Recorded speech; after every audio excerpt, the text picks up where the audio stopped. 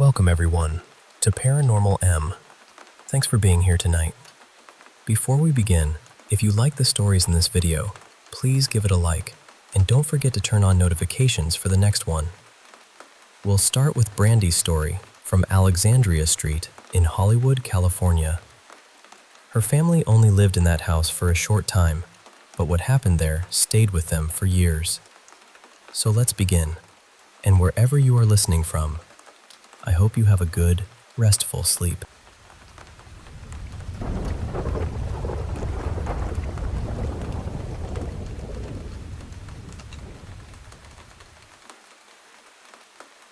Hey there, I want to share a story that's been with me for a long time. It's about a house on Alexandria Street in sunny Hollywood, California, back in the late 60s. My name's Brandy, and I was the youngest of 6 kids, 5 sisters and 1 brother, and we were all pretty well behaved, if I do say so myself. But there was something special, or maybe unusual, about our family. You see, Mom was a single parent who believed in us and supported our differences, especially when it came to things most folks wouldn't understand. She'd always say, "People don't like what they can't understand." And looking back, she was right. We were introduced to the paranormal early on. We lived in a downstairs duplex, and across the street was this grumpy old lady who lived in the back of her house. Her windows were always blacked out, and she'd yell at kids passing by, even popping our balls if they rolled into her driveway, and then laugh like it was the funniest thing. I tried to befriend her because I genuinely loved everyone, but she had a dark, unsettling vibe. One day, Mom told us we had to move because the owner of our duplex was getting a divorce and wanted her place back. Money was tight, but Mom worked 3 jobs and asked us to trust her. So, we'd pile into this big yellow station wagon at night to look at rentals. Sometimes doors were unlocked, and if they weren't, my older brother, always the protector, would help me climb through a window so I could open the door. Thinking back, that was probably trespassing. We finally moved to a big 2-story house right across the street from that old lady. It was bigger than our old place, with wood floors and a wraparound porch. There was a section in the back where the old lady lived separately, with her windows shaded. Mom rushed the move, saying it was a good deal and we couldn't pass it up. I wanted to check the house for anything strange first, but she was too busy. So, I went to explore on my own. When I got to the top of the stairs, something grabbed me, like 3 icy hands squeezing my throat so tight I couldn't scream. It felt like I was being pushed backward, teetering on the edge of the steps. I was terrified, thinking I'd fall, but somehow I was held there until a voice in my head told me, "You are strong. You have faith." I pictured a glowing white light and quietly said, "Om," the universal sound of peace. Slowly, the grip loosened enough for me to run to Mom and beg her to move back. But we had no choice. The house was ours. Soon, everyone started having strange experiences. My brother, who loved tinkering, set up a workshop in the basement. One day, I went down with my cat, Friska, looking for a toy. At the bottom of the stairs, the lights went out and the door slammed shut. I saw a dark, smoky shape blocking the moonlight and moving toward me. Friska hissed and jumped from my arms, running away. I scrambled upstairs, heart pounding, and finally got the door open. After that, my brother always kept the basement door locked. Our family was active in our temple, helping with events and shows. One day, after school, I was home alone and sat on the phone bench in the hallway, waiting for someone. Suddenly, I heard crackling noises upstairs, but no one answered when I called. Then, from behind the boarded-up wall next to the old lady's space, I heard a quiet, evil giggle. The crackling grew louder, and a deafening ringing filled my head. I looked up and saw a massive, glowing figure with hundreds of eyes, pulsating from red to amber, slowly gliding down the stairs toward me. A chilling cackle came from the wall, and I ran straight to a friend's house until someone came home. There was an event upstairs one night around 2 a.m. My brother burst into the room where my sisters were reading, pale and gasping for air. He told them to come downstairs immediately. He'd seen a hateful old man's spirit in his room who attacked him, choking him until he thought he'd pass out. The bruises from that night stayed on his neck for over a week, and he never slept upstairs again. My sister Rachel was skeptical until one day, while napping, she woke to find her fingers sliced by the blades of an unplugged fan that somehow moved across the shag carpet to her bed. Despite all that, she kept sleeping up there until one night she was pinned down by a dark pressure. She prayed and said special words taught by our minister, and the weight lifted. After that, she joined the rest of us sleeping in the living room. Life in that house was a nightmare. The old lady tormented us whenever she could. She'd watch us through her screen door, had creepy dolls made from our trash stabbed with pins, and once, she appeared behind me with hateful eyes, grabbing my hand and warning me not to water the plants. My sister Charity had to chase her off. We later learned the house had a dark history. A man had hung himself on the stairs, and someone else had shot themselves in the upstairs closet. The old lady was known for drinking heavily and practicing dark arts, even voodoo, according to my brother and me. She kept her windows blacked out to keep the energy she wanted, and no one visited her. I sometimes wonder who she was before all that darkness took hold, and what made her so angry and cruel. Was the hateful spirit in my brother's room connected to her? Our minister told us the house couldn't be cleansed until she left. We only stayed 6 months, but those months left a mark on all of us. It was a time filled with fear, faith, and family sticking together through it all. Thanks for listening to my story.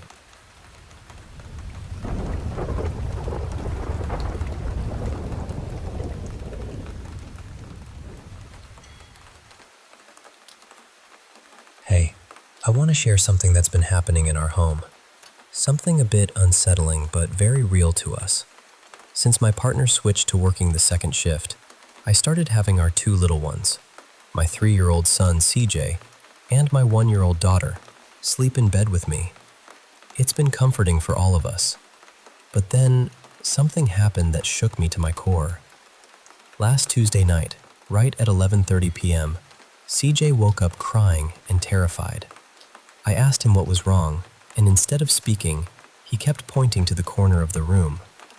I pulled out my phone flashlight to see, but the corner stayed shrouded in darkness. CJ had never been that scared before, and honestly, I started feeling the fear too. I FaceTimed my partner, hoping to get some comfort. You know how your phone's flashlight usually turns off as soon as they pick up? Well, the moment it went off, CJ's fear escalated dramatically. He began to act as if whatever was there was moving closer, creeping towards the end of our bed. I could see the terror in his eyes as he tracked it inching nearer. He scrambled away from the bed's edge, screaming my name, desperate to escape this invisible threat. I was scared myself, so I turned on the TV to distract him. He calmed down a little, so I tried to open his favorite app. But just as it started loading, the screen went black again. The darkness returned, and so did CJ's panic, worse than before. Finally, I managed to get his favorite cartoon on, and he relaxed, cuddling up beside me until he fell asleep. When little ones are that scared, you have to believe them, you know? After that night, I kept the TV on until my partner got home from work to keep CJ calm. CJ sometimes wakes from night terrors and points to that corner, but this episode was different. It was worse than anything before. And here's the thing. That corner used to be where my daughter would smile and giggle, so it's strange that it's now the source of such fear for CJ.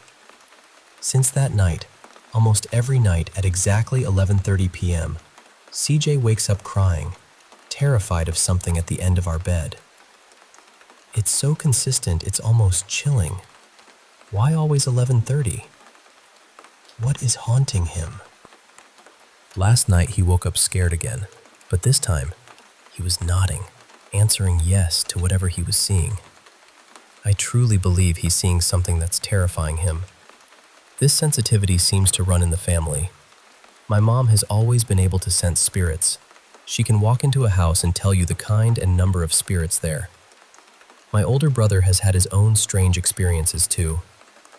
It feels like CJ has inherited this gift, and while I want to protect him, I also want this to stop. The bedroom feels heavy, like something's attached to that space. Our home has been in my partner's family for decades. His niece, now 18, used to talk to someone in that very same bedroom when she was little. His 5-year-old nephew calls out to someone named Abby there. And his 24-year-old brother once asked about an old man in the room, an old man who wasn't really there. We've had monks bless the house multiple times, but whatever this is, it keeps coming back. It's been a difficult, exhausting time, but sharing this with you helps a bit. Thanks for listening.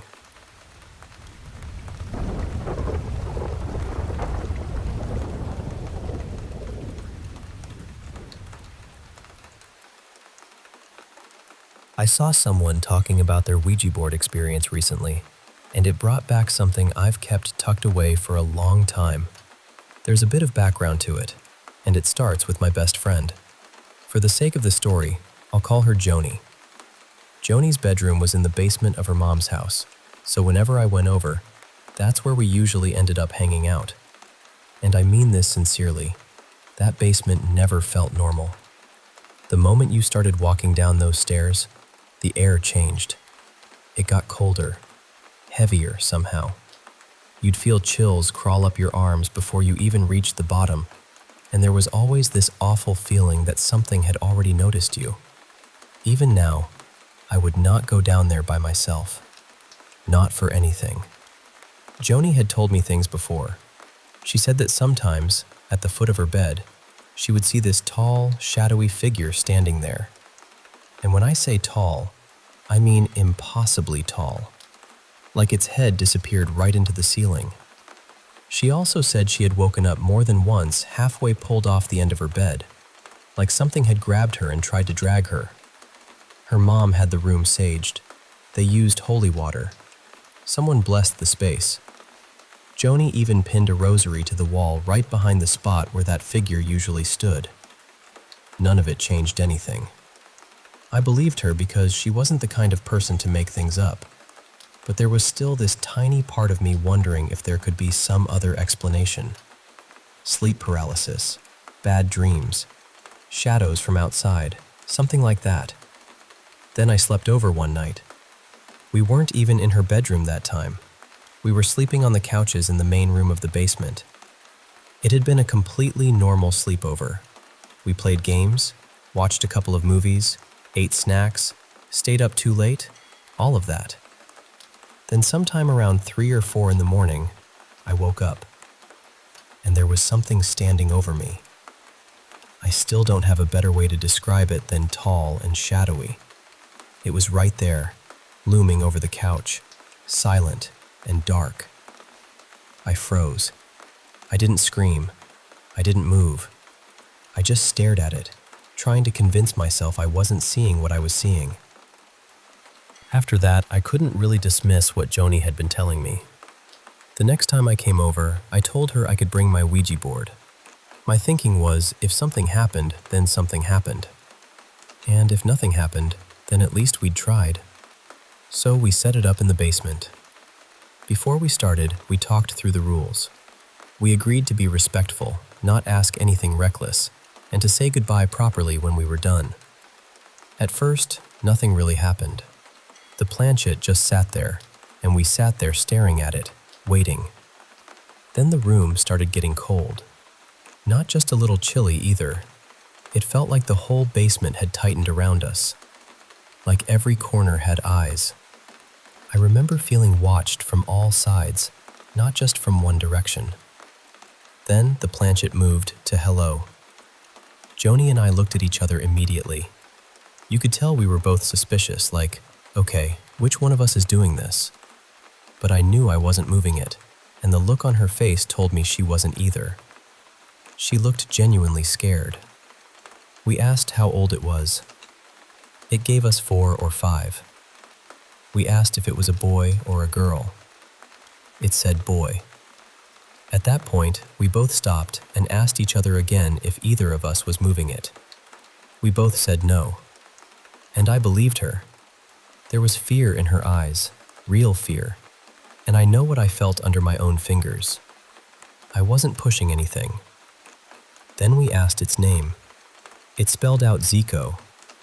We asked how it died. It spelled fire. After that, we tried asking simple things.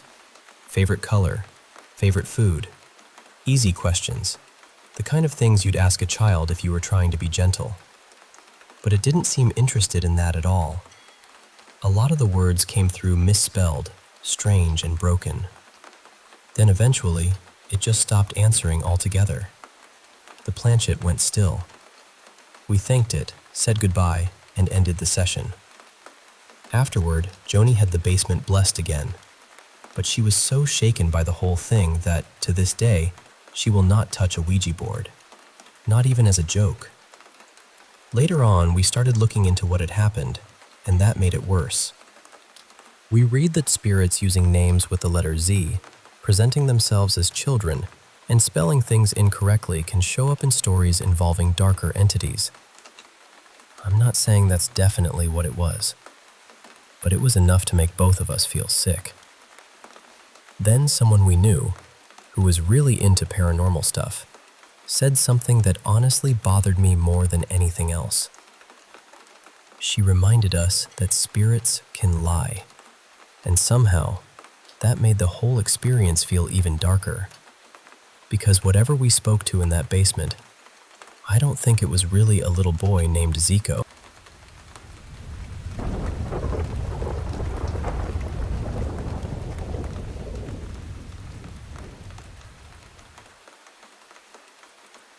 I want to tell you about something that happened to me when I was a kid, and honestly, even now, I still don't know exactly what to make of it.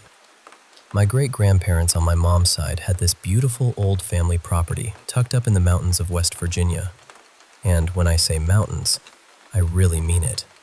West Virginia sits right in the Appalachian Mountains, so everything there feels raised up, quiet, and old in a way that gets under your skin. The land had been in my family for generations. There was the main house where my great-grandparents lived, and then 2 trailers on the property that family used whenever people came to stay. There were also a couple of sheds, a garden, and a long slope leading up toward the main house. When I was about 8 years old, my mom drove me, my younger sister, and my grandma out there for a visit. We stayed in the trailer that faced the main house. That trailer had once belonged to my great-grandma's father, and pretty much everything inside was still his. The furniture, the layout, the whole feeling of the place had barely changed. After he passed away, the trailer was moved onto the family property. He had been a coal miner, a simple man from what I was always told. People in the family described him as kind, dependable, and deeply protective of the people he loved. I remember thinking, from the old photos and stories, that he looked a little like a gentler version of that creepy old neighbor from Monster House, only with softer eyes. After we unpacked, we went up to the main house for dinner. My great-grandma had cooked, and everyone sat around talking the way families do when there's nowhere else to be. She loved telling stories, especially strange ones. Ghost stories, family stories, stories that sat right on the line between memory and warning. That night, she told us about what everyone called the property ghost. She said that years before, she had been staying there to check on her mother, who owned the property before her. One day, while she was in the mudroom on the side of the main house, she saw an old man outside the window. He was wearing long red underwear, with his hands cupped around his eyes, peering inside like he was trying to see who was there. It scared her badly enough that she went outside to tell him to leave. But when she got out there, he was gone. No footsteps, no sound, nothing. So she went to her mother's trailer and told her what had happened. Her mother just smiled and said it was her grandpa watching over the land, checking to see who would take care of it next. And that became the family story. If you saw him watching you, it meant you might be the next one meant to inherit the property.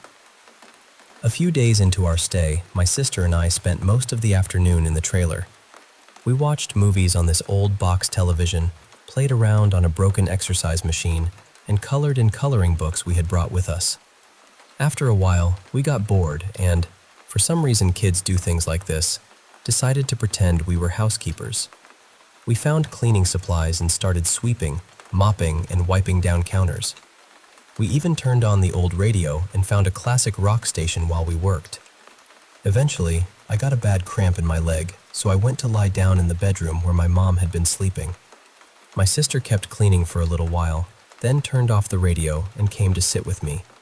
We colored and talked for a bit until she decided to head up to the main house. I would have gone with her, but my leg still hurt, so I stayed behind. At first, I didn't mind being alone. The trailer was quiet, and I was sitting against the headboard, coloring in my book. I remember setting down a blue crayon and picking up a green one. And then, I heard a man's voice call my name.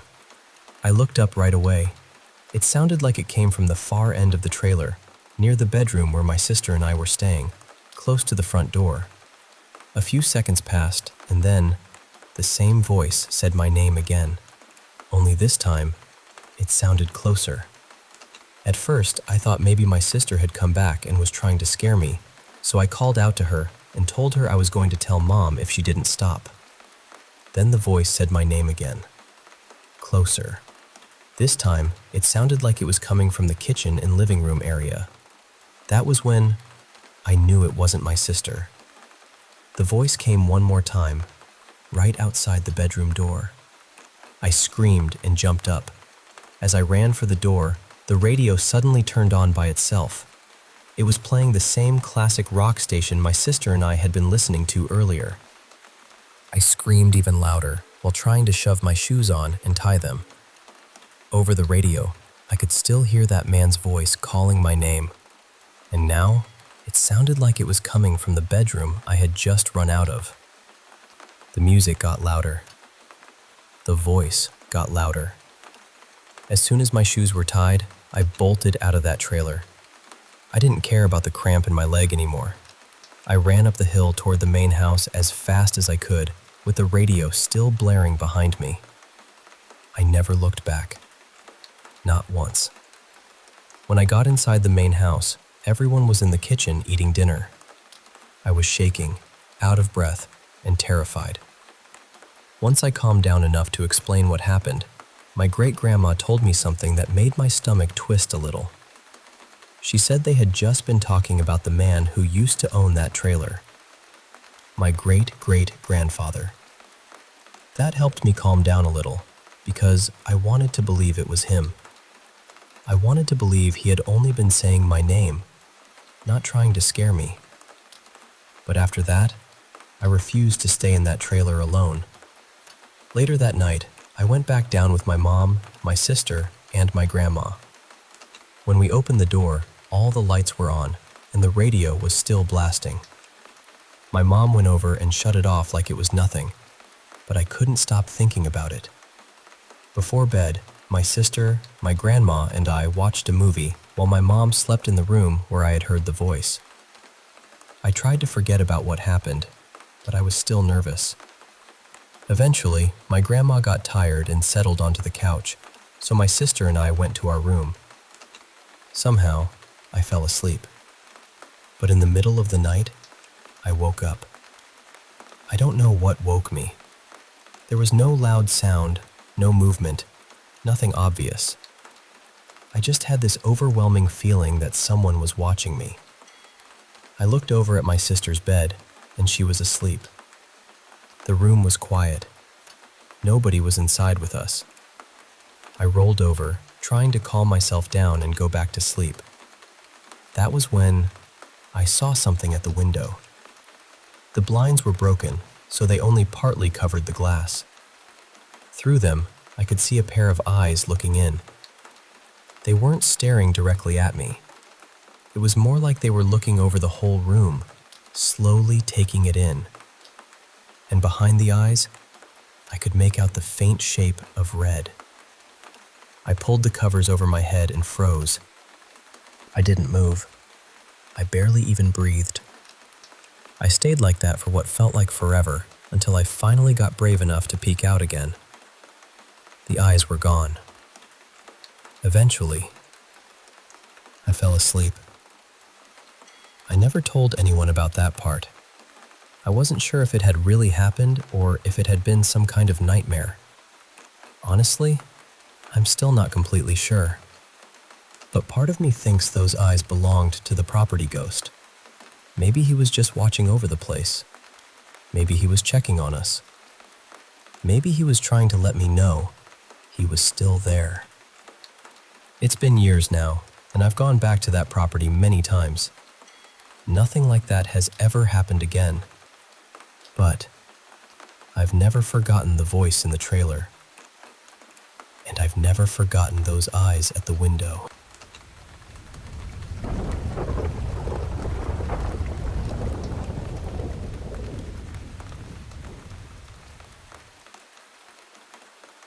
Hey there. I want to share some experiences that have really stuck with me over the years. They're about things most people don't see, but sometimes, if you're lucky or unlucky, you might just catch a glimpse. In my culture, we call these beings jinn, kind of like ghosts, but not quite. They aren't spirits of the dead. They're something else entirely. What's fascinating is that children and animals can sometimes sense them when they choose to reveal themselves. They can even shapeshift or mimic voices, and sometimes they visit us in dreams, often as nightmares. The first time I encountered one was when I was about 4, with my older brother Sammy, who was 6 then. We lived in this small house, and one night, while lying in bed with our mom, we heard this eerie scraping noise. We looked up and saw 3 scratch marks slowly appearing on the ceiling, as if made by claws. Mom held us close, and the sound stopped after a few seconds. You might think it was something outside, maybe the roof, but our house was built with thick concrete. The marks seemed to form inside the ceiling itself. The next day, when Mom told Dad, he shared that he'd woken up a few nights earlier feeling uneasy. He'd seen a small, shadowy figure dart out of the room quickly, almost floating. For months after, I'd wake up to those marks every morning. Even now, Mom and Sammy remember it vividly. The second encounter happened in a bigger house we moved into later. I was lying on my stomach watching TV near the edge of the bed, and the door was open to my right. Out of the corner of my eye, I caught sight of a strange figure, a pale, hairless person without eyebrows, slowly peeking one eye into the room. When I looked directly, the figure quickly pulled back and disappeared. I checked the hallway, but no one was there. I asked Mom, who was in the far room ironing clothes, if she was spying on us. She said no, but I knew she wasn't telling the truth. My little brother once told me he followed Mom toward the ironing room, calling her, but she ignored him and seemed to vanish when she entered. Peeking inside, he found the room empty and felt too uneasy to go in alone. It was unsettling, to say the least. Then there's the story from London. My husband and I lived in a big Victorian townhouse, sharing it with 2 other couples because, well, London prices. Strange things happened, doors opening on their own, noises in the attic, but the most chilling was the humming ghost. One evening, while my husband was showering downstairs humming Greensleeves, I went upstairs to use the bathroom. Suddenly, I dropped my phone, and his humming stopped as if he heard it. Then it started again, louder and faster. When he finished, I told him I heard him humming downstairs. He was confused, saying he hadn't been humming, but that he heard someone humming upstairs, where I was. We realized something was mimicking our voices, aware of our actions. Another night, our cat started acting strange, arching her back and staring at a corner in the kitchen. I felt a chill as I entered, and then the humming began again. This time a rhythmic, pained, feminine sound with no recognizable tune. There was no one else there, no electronics making noise. The cat snapped out of it and ran off, and I didn't hesitate to follow, fleeing back to bed. I also want to share a strange walk home in Melbourne during lockdown. My friend and I took a shortcut down a rarely used dirt road around 1 a.m. We saw human-shaped figures pacing near a street sign. One disappeared, and the other moved oddly under the streetlight before vanishing completely. We shone our phone torches but found no sign anyone had been there. It was unsettling, especially during lockdown when almost no one was out. Lastly, a story from a house where I lived with my mom and brother. An old couple had passed away there before us. The basement, which my dad and I had set up as my extra room, had a separate outside door. One evening, my friend and I were watching movies downstairs alone. At about 8:15 p.m., we heard the front door open, footsteps, and chairs moving upstairs. We thought Mom was home bringing snacks. Then my phone rang. It was Mom, stuck at work due to a security problem, not home yet. Both my friend and I were terrified because only Mom and I had keys, and my brother was at Grandma's. We checked the house. Everything was locked and dark, just as we left it. Thinking back, all those noises I'd heard alone in the basement might have been real after all, not just my imagination. These experiences have stayed with me, sometimes haunting me, sometimes just reminding me that there's more to this world than meets the eye. Have you ever felt like you weren't alone when you thought you were?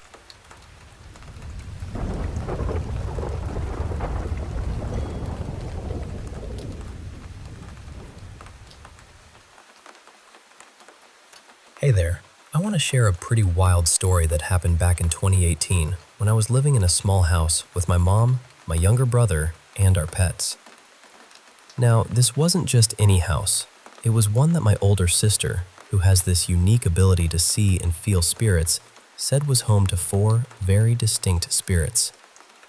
There was a little boy spirit, probably around 7 or 8 years old, a woman who appeared to my sister in a very vulnerable state, like she died suddenly while changing clothes, a playful young man who liked to pull pranks, and then a dark, hard-to-read presence that gave everyone the creeps. Okay, so here's where things get strange. We had a super energetic yellow lab named Max. Max had terrible separation anxiety, so whenever I had to leave the house, I'd lock my bedroom door to keep him out because I didn't want him messing with some personal stuff I had. I'd leave him in the living room or hallway just outside my room, and to confuse him a bit, I'd sneak out through my window instead of the front door. Weird, I know, but it helped keep him calm. One day, I went out for a few hours. When I came back, the front door was locked, so I climbed back in through my window like usual, but I noticed right away that my curtains had been pulled aside, like someone had been looking in or out. I stepped into my room and, honestly, I was shocked. The whole place was a mess. Posters and records ripped off the walls, curtains torn down, my glass pieces and bongs tipped over but somehow not broken. And Max? He was just sitting quietly in the middle of the chaos, looking completely calm. I was baffled because Max was normally this bundle of energy who couldn't stay still, and he definitely wouldn't just sit there in such a wrecked room. Plus, my bedroom door had been locked before I left, yet it was unlocked when I came back. There were no signs of doggy destruction like bite marks or paw prints anywhere. I thought maybe my brother had let Max in to mess with me, but my brother wasn't home that day and swore he had nothing to do with it. When I told my family what happened, they thought it was probably one of our friends. That's what we called the spirits living in the house, playing some kind of prank or just making their presence felt. It was like they were blaming Max for the chaos, but I knew deep down it wasn't him. That night was the most intense experience I had in that room. After that, we decided to bless the house, and eventually, we moved out. My sister ended up moving in with her family and took over that very room. Even now, years later, I'm still trying to figure out which spirit was behind that strange night. It's a story that stuck with me, and I thought you might appreciate hearing it.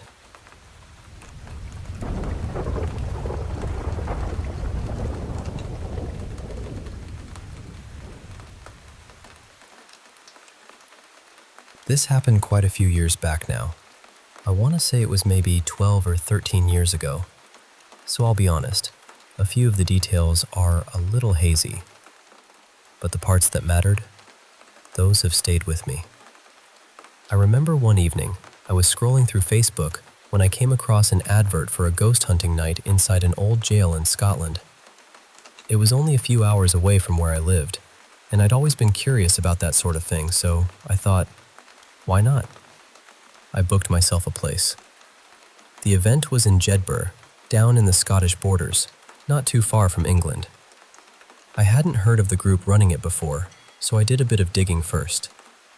Their reviews were good, and people seemed to say their events weren't staged or overdone. Supposedly, what happened on the night was just what happened. That made me feel a bit better about going. So on the night itself, I set off around 5:30, thinking I'd have more than enough time to get there before the investigation started at 9. The drive down was beautiful, all those winding roads and darkening hills, proper Scottish countryside. But, true to form, I still managed to arrive late. I blamed the sat-nav, naturally. When I pulled up, the jail looked grim right away. Big, dark, and heavy-looking, like it had been waiting there for years with its teeth clenched. It was Jedburgh Jail, and it had a pretty brutal history behind it. I'm sure it's been featured on a few paranormal TV shows as well, though I take most of those with a very large pinch of salt. Maybe a whole salt cellar. Everyone else had already parked by the time I arrived, so yes, I was the last one there. Typical. One of the team members came out to meet me and took me inside. I had to sign a book first, which was apparently required by the people who owned the building. After that, I was led through to the main hall where everyone else was waiting. There were more people than I expected. They'd come from different parts of the UK, which surprised me. I think there were maybe 7 or 8 members of the ghost hunting team, plus a psychic. I don't really believe in psychics, if I'm honest, but I decided to keep an open mind for the night. Before we started, they explained that we'd be split into 3 groups so we could cover different parts of the jail. Then the psychic said he wanted to do a blessing for protection before we began. He said anyone who didn't want to take part could step outside and wait until it was over. So I stepped outside. I didn't really want any part of it. Whether that was sensible or not, I still wonder about it sometimes. There was a table in the middle of the hall covered in equipment we could use during the investigation. EMF meters, torches, dowsing rods, radios, things like that. After the introduction, my group headed into the male wing of the jail. That part of the building was meant to be one of the most active areas. We climbed a set of stairs that didn't exactly inspire confidence. They looked old, worn, and not particularly safe. When we reached the top, we entered the male wing, and the atmosphere changed straight away. It was dark, neglected, and cold in that way old buildings can be. There were rows of cells, each with these big, heavy iron doors. The first thing we did was a Ouija board session in one of the cells. I can't remember the number of the cell now, but I volunteered to help, along with a woman in our group called Leah. We sat there and started calling out, asking if anyone was with us. Very original, I know, but honestly, nothing happened. The glass didn't move. Nobody felt anything. No knocks, no whispers, no sudden dramatic moment. It was just quiet. Eventually, we stopped because there didn't seem to be any point carrying on. One of the team members said he'd been doing ghost hunts for years and admitted that, most of the time, not much actually happened. He said he had seen a few things over the years that kept him interested, but he wouldn't tell us what they were. I remember thinking the money probably helped too. Since our group was the first in the male wing, we were told we could go into the cells and investigate on our own if we wanted. I went into one of them with what I think was an EMF meter. I switched it on, walked around a bit, and got absolutely nothing. Not even a flicker. To be fair, I had no idea if I was using it properly, so I might not have been the best investigator in the world.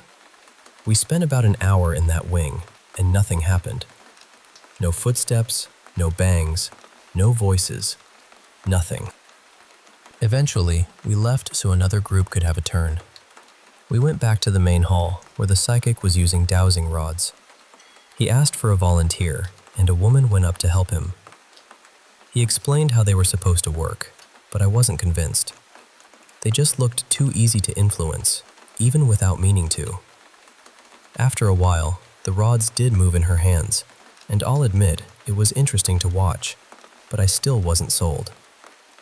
During that session, the psychic suddenly asked if anyone could smell something sweet, like perfume, in the room. Quite a few people said they could. I couldn't smell anything, but my sense of smell is terrible, so I couldn't really say either way. Maybe it was something strange. Maybe it was suggestion. I honestly don't know. After that, we had a break. There was food and juice laid out, and I remember sitting there feeling disappointed. Up to that point, it had been a bit flat. I'd driven all that way, and nothing had really happened. But the night wasn't finished with me yet. After the break, we headed into the women's wing. Another group was already there, so we joined up with them. At one point, I asked if I could be locked inside one of the cells on my own for about 10 minutes. They agreed. So there I was, locked in this old cell, in total darkness. I couldn't see a thing. I used my torch just enough to make sure I wasn't going to trip over anything. Then I turned on one of the devices they'd given me. It scanned radio frequencies, the kind of thing people use to pick up voices during investigations. At first, there was nothing, just dead air. I switched it off and sat there quietly for a few minutes. Then I turned it back on. This time, a voice came through. I couldn't make out what it said. I wouldn't even pretend I could. But it was definitely a voice, and it hadn't been there before. That got my attention. It didn't prove anything, but sitting alone in a pitch-black jail cell and suddenly hearing a voice through a device is not something you just shrug off. When my time was up, they let me out, and I found the rest of the group crowded around another cell. I could hear shouting, excitement, even a bit of screaming from inside. I couldn't get in because there were too many people already packed in there. Apparently, there was a table inside the cell, and it had started moving while the group was around it. I didn't see it myself, which is a shame. I only heard the reaction. But it did make me wonder if the voice I'd heard and whatever happened with that table were somehow connected. I can't say they were, but the timing was strange. After that, we had another break. People were buzzing, but some were genuinely shaken. A few were so scared they actually left the jail altogether. You could feel the mood had changed. Earlier, people had been joking and laughing. Now everyone was speaking a bit quieter. For the final hour, we were told we could go wherever we wanted in the building. I decided to go back to the male wing with my group. We stood in the corridor outside the cells, just listening. And this is the part that truly frightened me. I heard a growl right beside my left ear. Not from down the corridor. Not from another room. Right beside my ear. It sounded like someone had leaned in close, someone I couldn't see, and growled directly at me. I jumped straight away. My first thought was that I must have imagined it. Maybe it was the building settling. Maybe it was someone nearby. Then it happened again. I looked around and there was no one there. Nobody close enough to have done it. No explanation that made sense to me. That was the moment the night stopped being just interesting and became genuinely frightening. I can still remember that sound, even now. It wasn't loud exactly. It was close. That was the worst part. It felt personal. When the investigation ended, I left the jail feeling unsettled. On the drive home, I nearly ended up in a car accident. I managed to avoid it, thankfully, but it shook me badly. Do I think something followed me out of that jail? I don't know. Part of me wants to say no, because that sounds ridiculous. But after what I heard in that corridor, I can't completely dismiss it either. All I know is this. I went in expecting very little, maybe hoping to be entertained. I left with a sound in my memory that still makes me uneasy.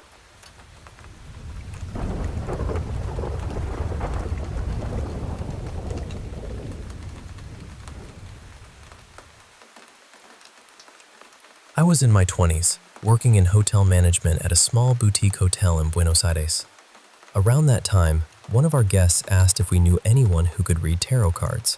My manager ended up finding someone through a friend of a friend. This was late 2007. My best friend Leah and I were both working at the hotel, and the whole thing caught our curiosity. So we arranged for the woman to come to my apartment about a month later, in mid-January, while my parents were out.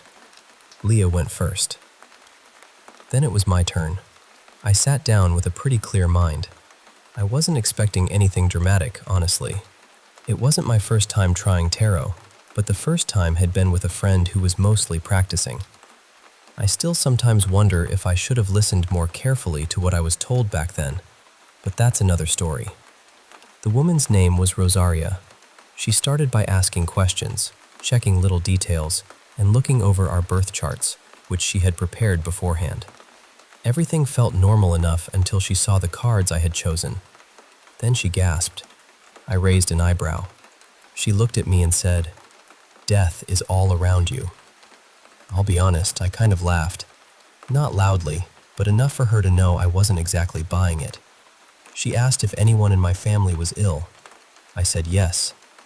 My grandfather wasn't doing well, and in a sad way, we were already half expecting that phone call.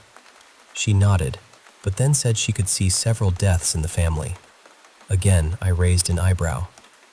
This was a Monday afternoon in late January. By Wednesday, I had mostly forgotten about it. Then Friday came. My great-aunt, my grandfather's eldest sister, passed away. Nobody had expected it. She was 93, yes, but she had been in decent health for her age, so it still caught everyone off guard.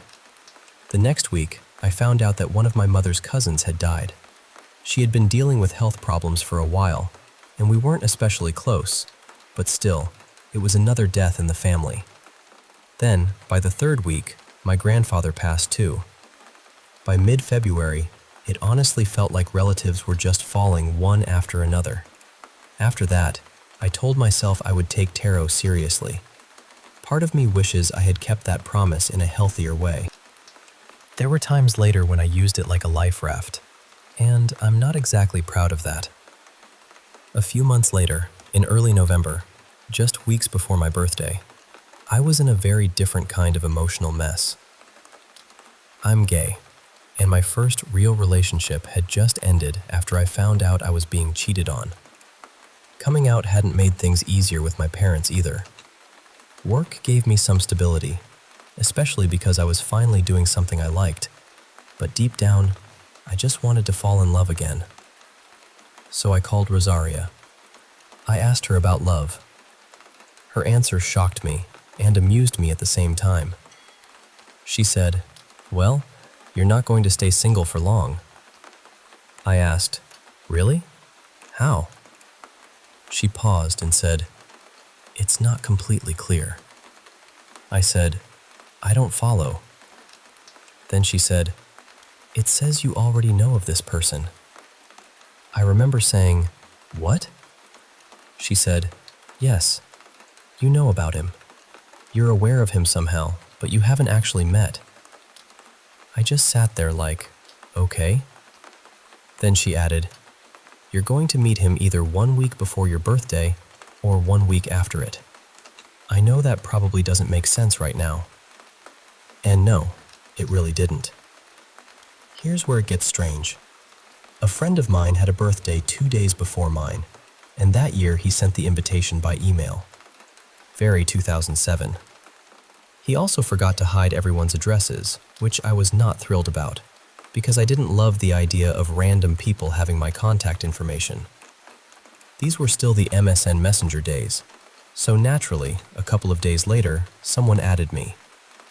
I didn't recognize the email address, but I accepted anyway. I probably didn't make the best first impression, because I sent him a very dry message that said, Do I know you? This happened just days before my 24th birthday. About a week later, he finally came online. We started talking. He wasn't exactly delighted by my first message, which, fair enough. But as we kept chatting, he mentioned a few things that started ringing bells in my head. At one point I asked, "Are you Buddhist or something like that?" He said, "I'm Hinduist. How do you know that?" Then I asked, "And you used to play piano, or maybe you still do?" He answered, "Yes. Again, how do you know that?" That was when it clicked. I said, "I can't believe this. Are you Nico's ex?" He absolutely panicked. He wrote something like, "Who are you? How do you know that? Please explain." The problem was, I was at work. I had just gotten my food, and I only had a few minutes to eat before going back to my shift. I worked from 3 in the afternoon until midnight at the hotel then. So I told him, "Please wait. My food just arrived and I have only a few minutes to eat before I need to keep working. If you're not here when I come back, I promise I'll send you an email explaining everything." He said, Okay, go." Now, to explain properly, I have to go back to June of that same year. I had met his ex-boyfriend, Nico. We didn't click at all. I found him kind of obnoxious, honestly. But he talked a lot about his ex. A lot. And the more he talked about him, the more I kept thinking, his ex actually sounds really interesting. If only I could get his contact information, at least I'd get something good out of this. But I never asked. Still, some part of me remembered. So after my food break, I came back. We kept talking. Eventually, we met in person, and we dated for 2 years. So when I think back on what Rosaria said, it still gives me chills. I did know of him, but I didn't know him. He added me just days before my birthday, and we actually talked properly exactly a week after my birthday. I swear I'm not making this up.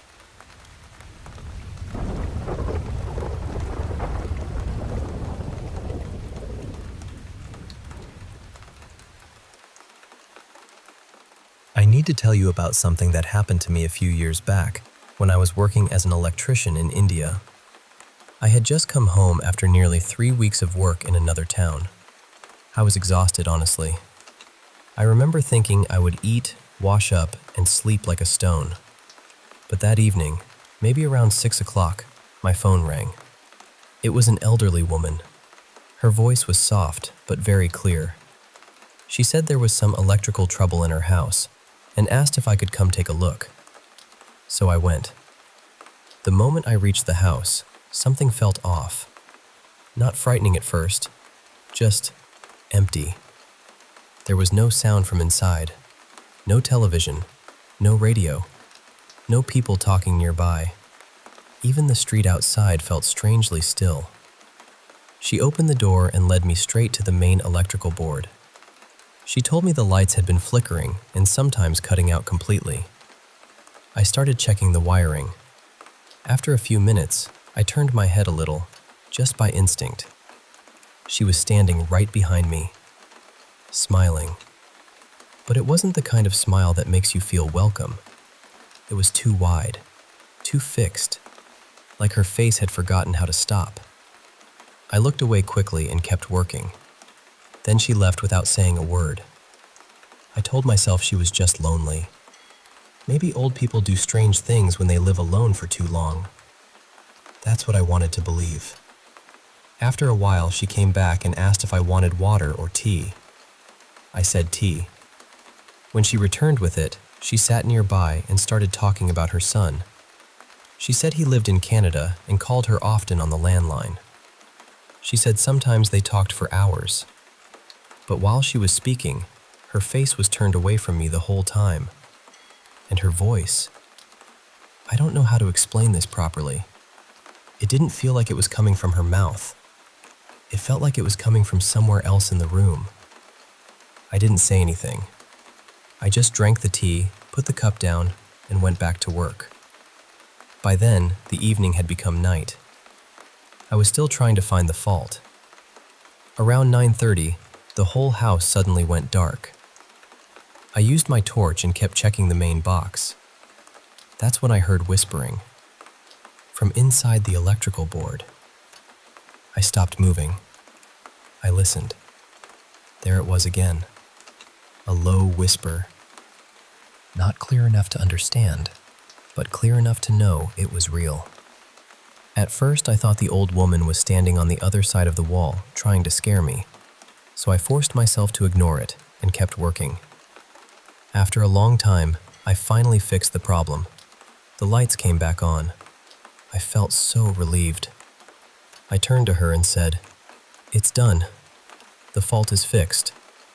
It was close to 11 at night by then, and all I wanted was to get paid and leave. She told me the money was in the storage room. Then she asked me to help her move a trunk first. I followed her. She opened the trunk. Inside was the body of an old man. It was rotting. The smell hit me so hard I almost fell backward. For a few seconds I couldn't move. My hands went cold. My mind just shut down. Then I ran. But before I reached the front door, she grabbed my shirt. Her grip was impossible. Too strong for someone her age. She looked straight into my eyes and asked very calmly, "So tell me, what was wrong in the box?" I could barely answer. "Nothing," I said. Nothing was wrong. My voice was shaking so badly I hardly recognized it. She stared at me for a moment. Then she said, "Sit down. I'll bring your money." And she walked away. That was when I saw the landline phone. My hands were trembling, but I picked it up and dialed the same number she had called me from. Then I shouted as loud as I could, "Your son is calling you." She turned immediately and rushed toward the other room. I didn't wait even 1 second. I ran out of that house and didn't stop until I reached home. When I told my parents what happened, they didn't react at first. They just looked at each other. Then my father said something that still follows me. "That's not possible." I asked him what he meant. He said, "Her husband has been missing for almost 3 weeks. My chest tightened. Then he looked at me and said, "And that old woman died 10 days ago." I couldn't speak. I finally asked, "How?" My father lowered his voice and said, "Electric shock." Then he paused. "From the main electrical board."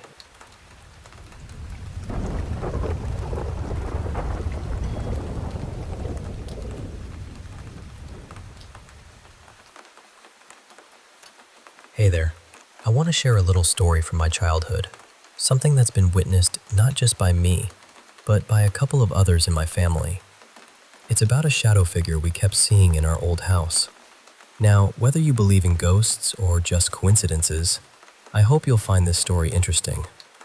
So, the first time I saw this shadow was when I was a kid, maybe around 9 or 10 years old. Our upstairs had 3 rooms side by side: the bathroom, the bedroom my sister and I shared, and my parents' room. One evening, while I was brushing my teeth in the bathroom, I caught a glimpse of a shadowy figure out of the corner of my eye. It looked like it was doing a trust fall, falling backward with arms outstretched, and it landed right onto my mom's bed in the next room. At first, I was pretty scared, but told myself it was just my imagination. I saw it a few more times after that, but didn't say anything to my parents because they didn't really believe me. Then one night, when my parents were out at a New Year's party, my sister and I were home alone. She's about 8 years older than me, so she was sort of like the babysitter. We were in the kitchen making sandwiches when I noticed the shadow again, sitting on the couch in the living room. I told my sister and asked her to back away slowly without looking directly at it, because I had learned that if you looked straight at it, it would disappear. She did, and to my surprise, she saw it too. She said it looked like it had wings, which I hadn't noticed before. It was kind of exciting and frightening all at once, to finally have someone else see it with me. Later on, when my friend came over for a sleepover, we made a bed on the living room floor with blankets and were having a pillow fight. Suddenly, he stopped and dropped his pillow with a scared look on his face. I asked what was wrong, and he said he saw a man dressed all in black standing in the other room, the same shadow figure we had been seeing. That moment really made me think maybe it wasn't just my imagination anymore. Years later, I found out that the bed where the shadow often appeared originally belonged to a friend of my mom's, and it had once belonged to her friend's father, who had passed away in that very bed. Maybe it's all a coincidence, but those memories have stayed with me. Even now, as an adult, I'm still skeptical about the paranormal, but I kind of look forward to experiencing something like that again, as strange as that might sound.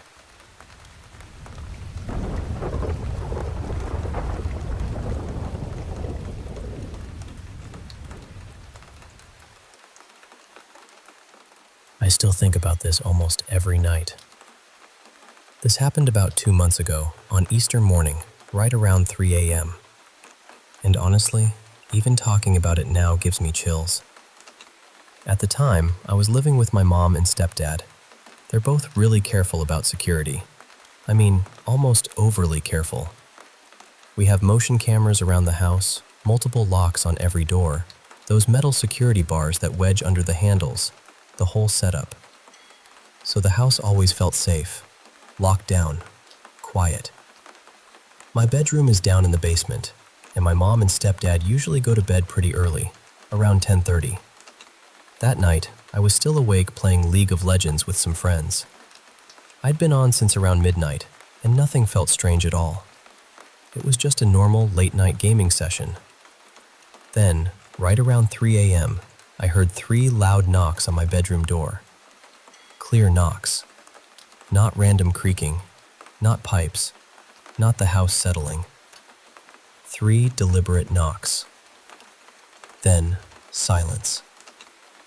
At first, I thought it had to be my mom or my stepdad coming downstairs to tell me I was being too loud. I even thought I heard footsteps walking away afterward, so I didn't panic right away. I just lowered my voice and started whispering to my friends on Discord. I figured, okay, maybe I woke them up, no big deal. But about 15 minutes later, it happened again. 3 knocks. This time, I waited a few seconds, then opened the door. Nobody was there, just the dark basement family room staring back at me. I told myself maybe my stepdad had knocked and already gone back upstairs. I tried to brush it off, but it didn't really make sense. My mom and stepdad aren't the type to come downstairs in the middle of the night. If they ever need me to quiet down, they usually text me. They definitely don't creep down to the basement at 3 in the morning. So I went back to my game. Then it happened again. Maybe 12 minutes later. 3 more knocks. I opened the door immediately this time. Again, nothing. Just darkness. That's when I closed my bedroom door and locked it. And I'm not going to lie, I was terrified. My mom and stepdad are in their late 60s. They don't play pranks, and they definitely wouldn't do something like that in the middle of the night. My mind started racing. Maybe someone had gotten into the house somehow. Maybe it was a burglar. Maybe one of my friends had planned some insane prank. But the knocks kept happening. Every 10 to 15 minutes. Always 3 knocks. This went on for almost 2 hours. Then, around 5 a.m., it happened again, but this time it was different. There were 3 knocks, then a pause, maybe 20 seconds. Then another 3 knocks, but much faster and harder, more aggressive. It felt like whoever, or whatever, was on the other side really wanted me to open that door. By then, I was completely shaken. And the strangest part was that my friends on Discord heard it too. My microphone picked it up every time. At first, they thought I was messing with them, but after it kept happening, they started telling me to call my mom. I didn't want to wake her up. My stepdad gets really irritated if he's woken up, and I kept trying to convince myself that maybe there was some normal explanation. But eventually, I just couldn't take it anymore. I called my mom. When she answered, I asked her if she or my stepdad had been coming downstairs and knocking on my door. She said no. They had both been asleep the entire time. That was the moment my stomach dropped. I told her I thought someone might be in the house, and I asked them to come downstairs so we could search together. We checked every room, every corner, every possible place someone could hide. Nothing. No open doors, no broken windows, no sign that anyone had been inside. Then we checked the security cameras. The footage showed me going into my room earlier that night. Later, it showed my mom and stepdad coming downstairs after I called them. But during the entire time the knocking was happening, the cameras showed nothing. No movement. No person. No shadow crossing the hallway. Nothing at all. That's when the whole thing stopped feeling like a break-in and started feeling like something else. My mom told me I was completely pale when she came downstairs. She said I looked like I'd seen something I couldn't explain. And honestly, that's exactly how it felt. Afterward, we prayed over the house. Since that morning, it has never happened again. But whenever I'm awake around 3 a.m., I still think about it. I still remember sitting there, listening for the next 3 knocks, wondering what was standing outside my door. The weird thing is, I never felt some overwhelming sense of evil. It didn't feel peaceful either, though. It just felt unknown, neutral, like something was there, but I couldn't understand what it wanted. To this day, I don't have an explanation. Part of me thinks it was a ghost. Part of me wonders if the pattern of 3 knocks means something, because it happened over and over again, always the same way. I've only had one other experience that felt truly otherworldly, but that one was completely different. It felt spiritual, loving, almost Christ-like. It was the most beautiful thing I've ever felt, and I still don't know how to describe it properly. But this was not like that. This was Easter morning, before sunrise, alone in a basement bedroom, listening to something knock on my door again and again. And I still don't know what was on the other side.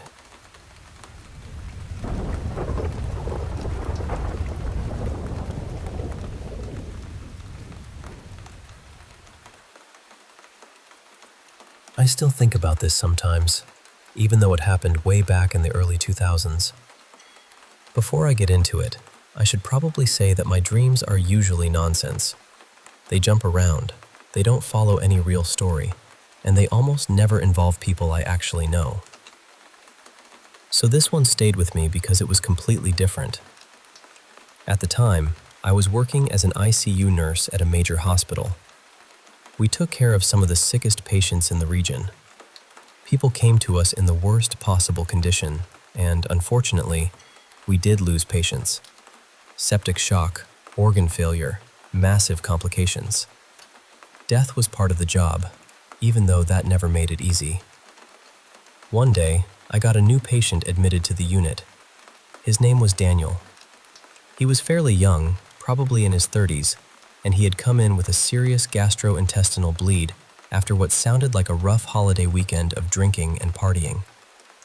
When he arrived, he was already on a ventilator, but at first, that was mostly to protect his airway because of the bleeding.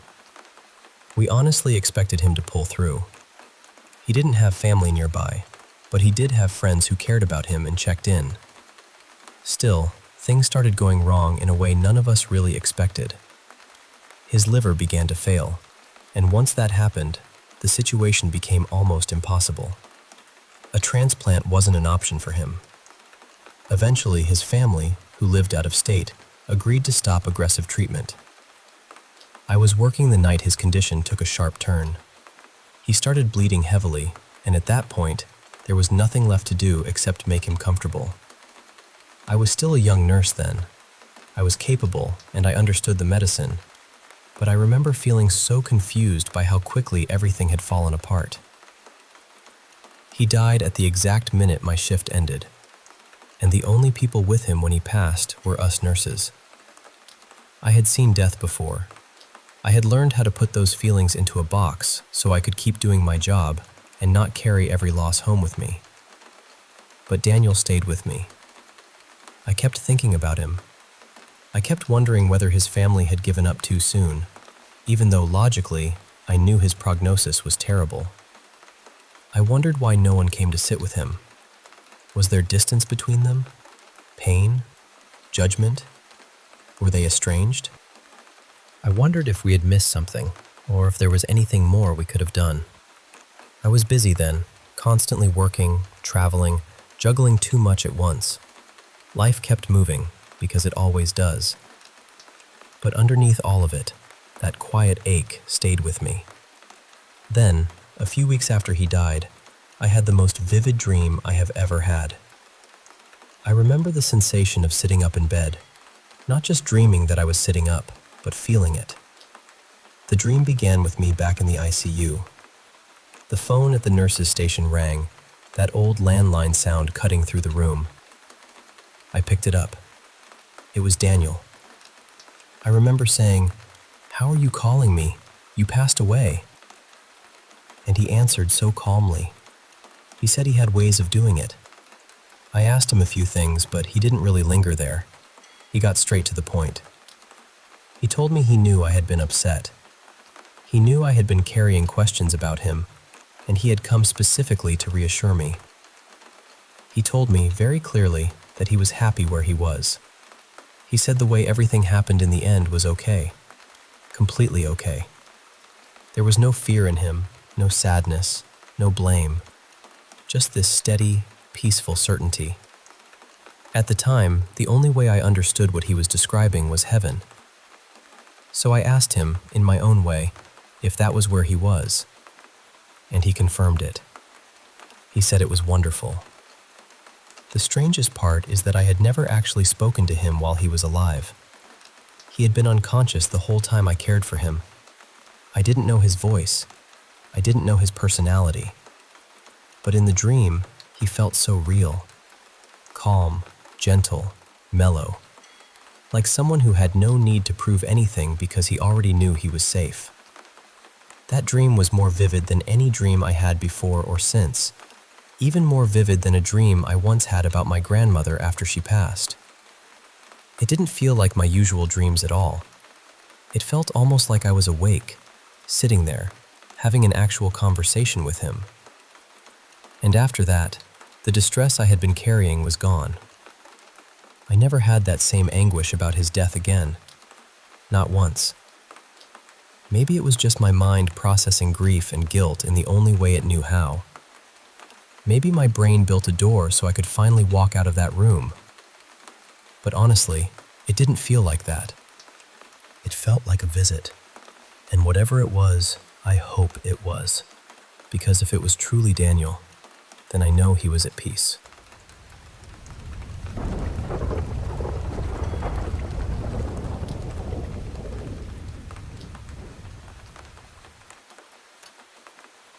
You know, my Aunt Lila used to live in this old farmhouse that was pretty much stuck in time. No electricity, no plumbing, no heating, definitely no air conditioning. She told me about this little wood-burning cast iron stove they had, the kind with 4 burners covered by lids.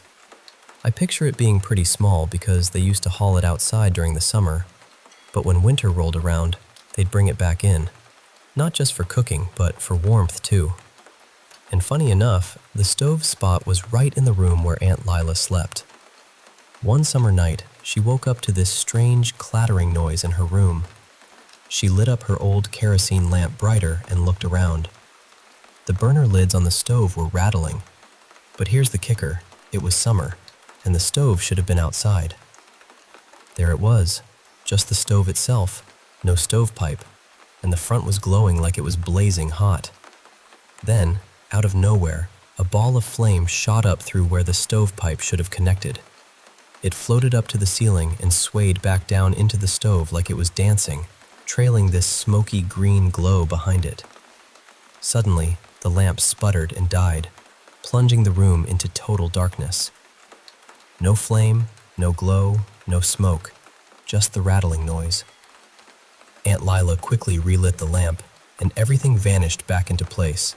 The stove, the glow, the whole scene. Her mother had heard the noise and came in to check on her. As soon as the door opened, everything stopped. The stove disappeared, and the noise stopped. Her mom asked what all the racket was about, but Aunt Lila was too stunned to answer at first. Eventually, she told her everything. Her mother's face went cold, and she just said, "Ignore it, it can't hurt you," before leaving and closing the door behind her. Once the door slammed shut, the strange happening started all over again. Aunt Lila blew out her lamp and shouted, "I am not afraid of you," before burying herself under her covers. That rattling went on for what felt like an hour before it finally quieted down. Now, on a different note, when I was a kid, I had this deep anxiety about sleep and windows. Probably because our neighbor, who struggled with alcoholism, used to peer into my bedroom window at night. So I could only sleep in rooms without windows or with blackout curtains. Because of that, I had a nightlight well into my early years. One day, my mom swapped out my old nightlight for this weird one that didn't have a regular bulb, but just glowed with this eerie bluish light. Honestly, I hated it. The shadows it cast were creepy, and I'd rather sleep in complete darkness than have it on. I even hid it so my mom wouldn't find it. One night, after Mom tucked me in and turned off the lights, I just turned over in bed when I noticed this blue glow on my headboard. I was annoyed, not scared, and got ready to yank that nightlight from the wall, assuming Mom had plugged it back in when I wasn't looking. But when I glanced over, the nightlight wasn't there. Instead, there was this floating ball of blue light, about the size of a softball, bobbing gently in the middle of my room. It looked like a tiny blue sun with a corona, but dim, like a phone screen. Up until then, everything was clear. I remembered Mom just left. I rolled over and then saw the glow. But right after that, my memories get all jumbled. The next thing I know, I'm screaming, face down in my pillow, completely terrified. Mom must have been right at the door because she came in looking half asleep with pillow lines on her face. She said I just had a bad dream, but honestly, I know it wasn't just a dream. I don't know what it was, but it stayed with me forever.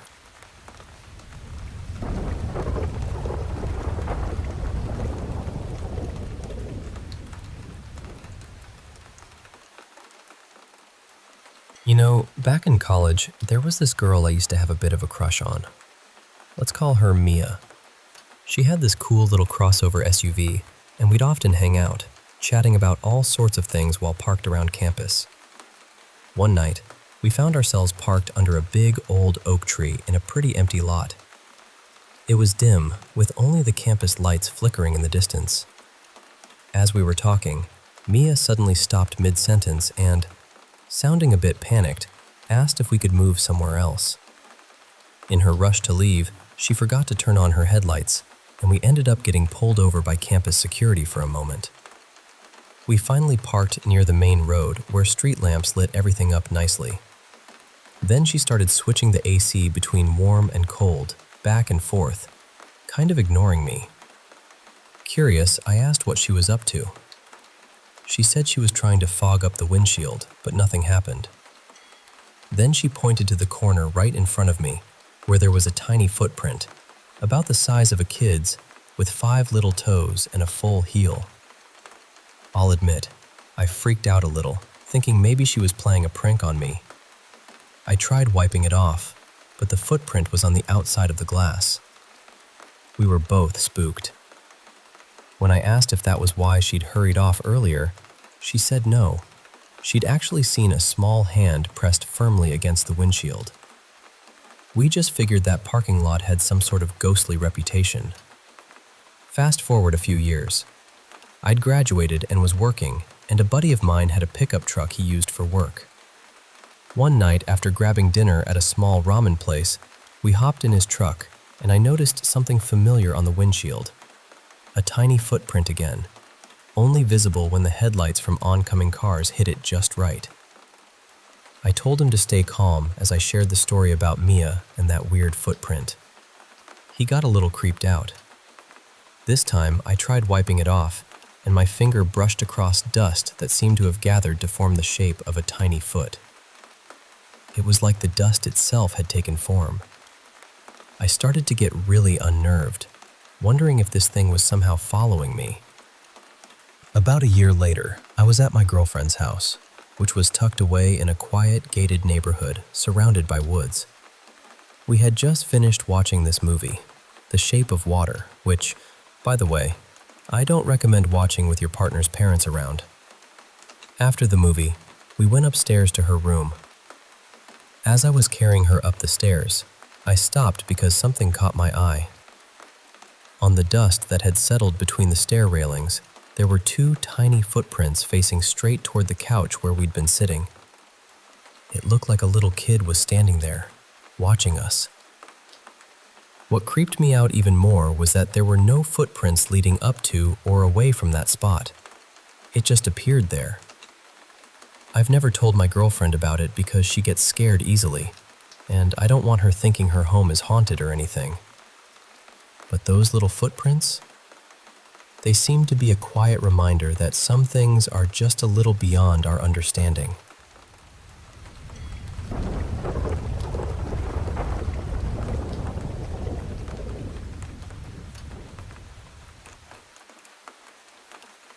Hey there. I want to share something that's been happening in my home lately, and honestly, it's been pretty unsettling. I'm Mia, and my boyfriend Liam and I live in his grandma's old house with our 3 big dogs.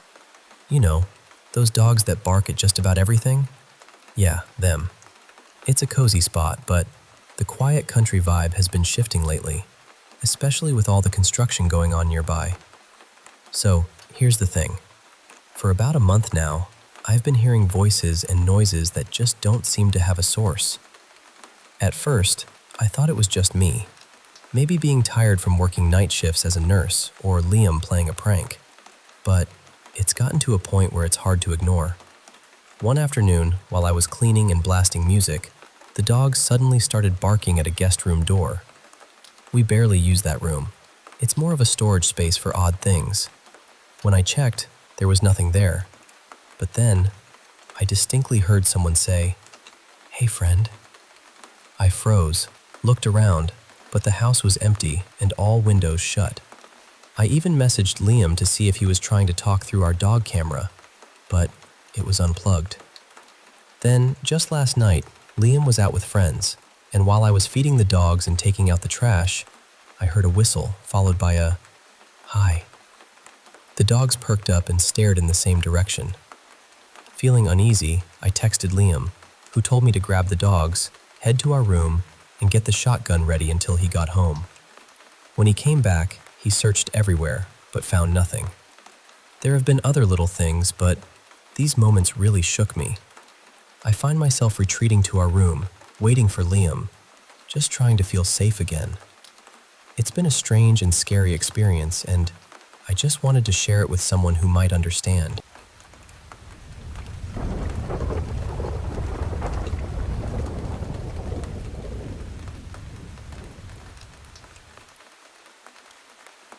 I want to start by saying I've never really told this story before. Not properly. I've never written it out, never sat someone down and explained it. And honestly, part of me still doesn't like thinking about it too much. But this happened to me. I know how it sounds, and I know people are going to try to find normal explanations for it.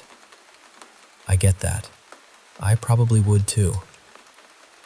But I'm telling this exactly the way I remember it. I was 10 years old when it happened. I'm 21 now. My parents split up when I was little, around 6. My dad stayed down in Tennessee for a while, and my mom took my sister and me back up to Minnesota so we could be closer to family. My dad had a rough few years after that. Drinking, pills, all of it. He's doing really well now, and I love him more than anything. But back then, things were complicated. When I was about 9, he moved back to Minnesota. My sister and I started staying with him a few nights a week. He was living with his parents at the time, in this old family house that had been passed down for generations. And when we stayed there, my sister and I slept downstairs in my great-grandmother Edna's old bedroom.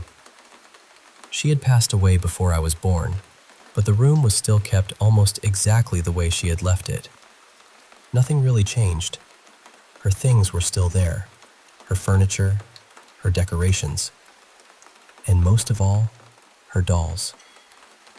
There were dolls everywhere. Not just a few on a shelf. I mean, they surrounded the room. There was this high ledge that wrapped around the walls, above head level, and it was packed with them shoulder to shoulder. Most of them were old collectible dolls, the kind people used to take a lot of pride in collecting. Dawn dolls, Cabbage Patch Kids, and a bunch of others I didn't recognize. At first, my sister and I were scared of sleeping in there. I mean, we were kids. Being in a basement bedroom surrounded by old dolls is not exactly calming. But after a while, we got used to it. We reminded ourselves that they had belonged to our great-grandmother and that she had loved them. Thinking of it that way made it easier. It made the room feel less creepy and more like something sentimental. There was one doll, though, that always stood out to me. She was bigger than the others, maybe 1.5 feet tall, maybe closer to 2. She stood on the floor right beside the bed, near the nightstand. And, lucky me, she was on my side of the bed. My sister always slept on the inside, against the wall. I slept on the outside, right beside the open space of the room. The doll was close enough that if I turned my head on the pillow, I knew she was there. She wore a white dress with little flowers on it. Her face was always turned toward the bedroom door. Not toward the bed, not toward me, always toward the door. We slept in that room for months, and nothing strange happened. Not that I can remember. Eventually, it became normal. Until one night in the fall. If you've ever been in Minnesota in the fall, you know it already feels like winter is breathing down your neck. Everything is cold and gray, and the whole world feels quieter than it should. That day had been completely ordinary. My sister and I went to school, rode the bus to my dad's, played video games with him for a while, ate dinner, and went to bed. Nothing felt different at first, but I remember having trouble falling asleep. My sister and I were restless, tossing around, whispering about whether we should go wake up our dad and ask if he had anything to help us sleep. We decided not to. Eventually, I must have drifted off. Then I woke up in the middle of the night, and I was instantly awake. Not groggy, not half dreaming, fully awake. My heart was pounding, and I was sweating like crazy. I remember this horrible feeling in my body, like every nerve was warning me before my brain even understood why. Something was wrong. That's the only way I can explain it. Something in that room felt wrong. So I turned my head and looked around. And then I saw the doll. Her head was turned toward me, not slightly, not enough that I could tell myself I was imagining it. Her face was aimed directly at mine. That doll had always faced the door. Always. But now her head was turned all the way to the side, lined up with me perfectly, staring at me with this blank, dead expression. I can still picture it. That little floral dress. That still body. That face looking right at me in the dark. The strangest part is that I didn't scream. I didn't wake my sister, I didn't run upstairs. I was terrified, but it was like my fear froze into something quiet. After maybe 30 seconds, I got out of bed, picked the doll up, put her in the closet, shut the door, and went back to bed. I know that probably sounds impossible, but I think I was more afraid of scaring my sister than anything else. She was younger, and the idea of waking her up and telling her what I saw felt worse somehow. so I kept it to myself. And that was it. The doll stayed in the closet after that. I never opened that closet again while we slept in that room. And before anyone says it was a prank, it wasn't. My dad wasn't even home that night. He was playing a gig out of state, and my grandparents had gone with him. My sister and I were supposed to get ourselves up for the bus in the morning, and my sister would never have done something like that. She wasn't that kind of kid. Even now, the thought of telling her makes me feel guilty, because I know she'd be furious that I never told her, and scared that she had slept through it. I never looked into my great-grandmother Edna's death. I never asked more questions about the room or the dolls. I just buried the whole thing as far down in my mind as I could. But I still think about it sometimes. That doll was facing the door when I went to sleep. And when I woke up, she was staring at me.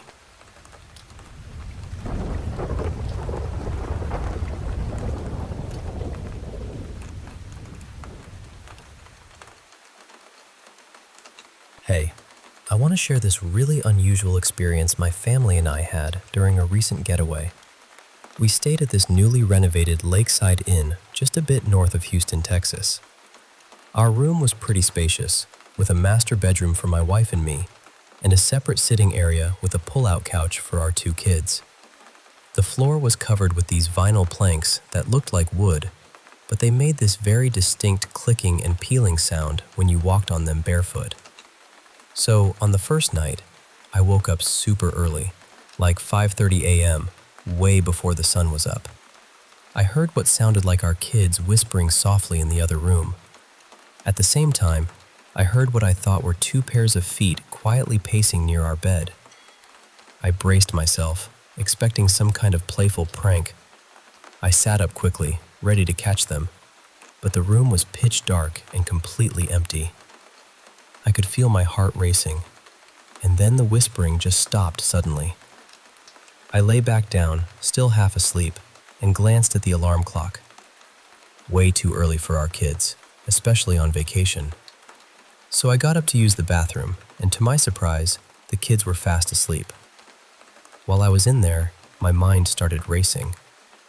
I remembered that odd clicking sound from the floor and those whispering voices.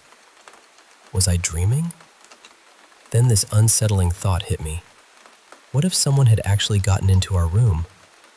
And what if they were still there? I opened the bathroom door and let some light spill into the bedroom, looking carefully around. Nothing seemed out of place, no signs anyone had broken in. My wife grumbled a bit about the light, so I turned it off, tried to calm down, and settled back into bed with my back facing the room. Then, suddenly, I felt a firm tap on the pillow right behind my head, like someone flicked it. I was completely spooked and ended up curling up against my wife like a scared kid, with goosebumps running all over me. I told her what happened, and she shared something strange too. She said she'd heard whispering from the kids' room around 3:30 a.m., and even asked them why they were still awake and told them to be quiet. But when she didn't get a reply, the whispering stopped. She said it didn't really sound like our kids, but it was definitely coming from their room and felt kind of mischievous. I got up again, turned on all the lights, and did a thorough search. Under the beds, inside the closets, behind curtains. Nothing. The kids just kept sleeping through all the noise. It took us a while to settle down after that. I told my wife it felt like someone had been in our room but vanished without a trace. We thought of a bunch of explanations but couldn't come up with anything that made sense. I'm not the type to believe in ghosts or anything supernatural, and I've never had an experience like this before in my life. Whatever it was definitely strange.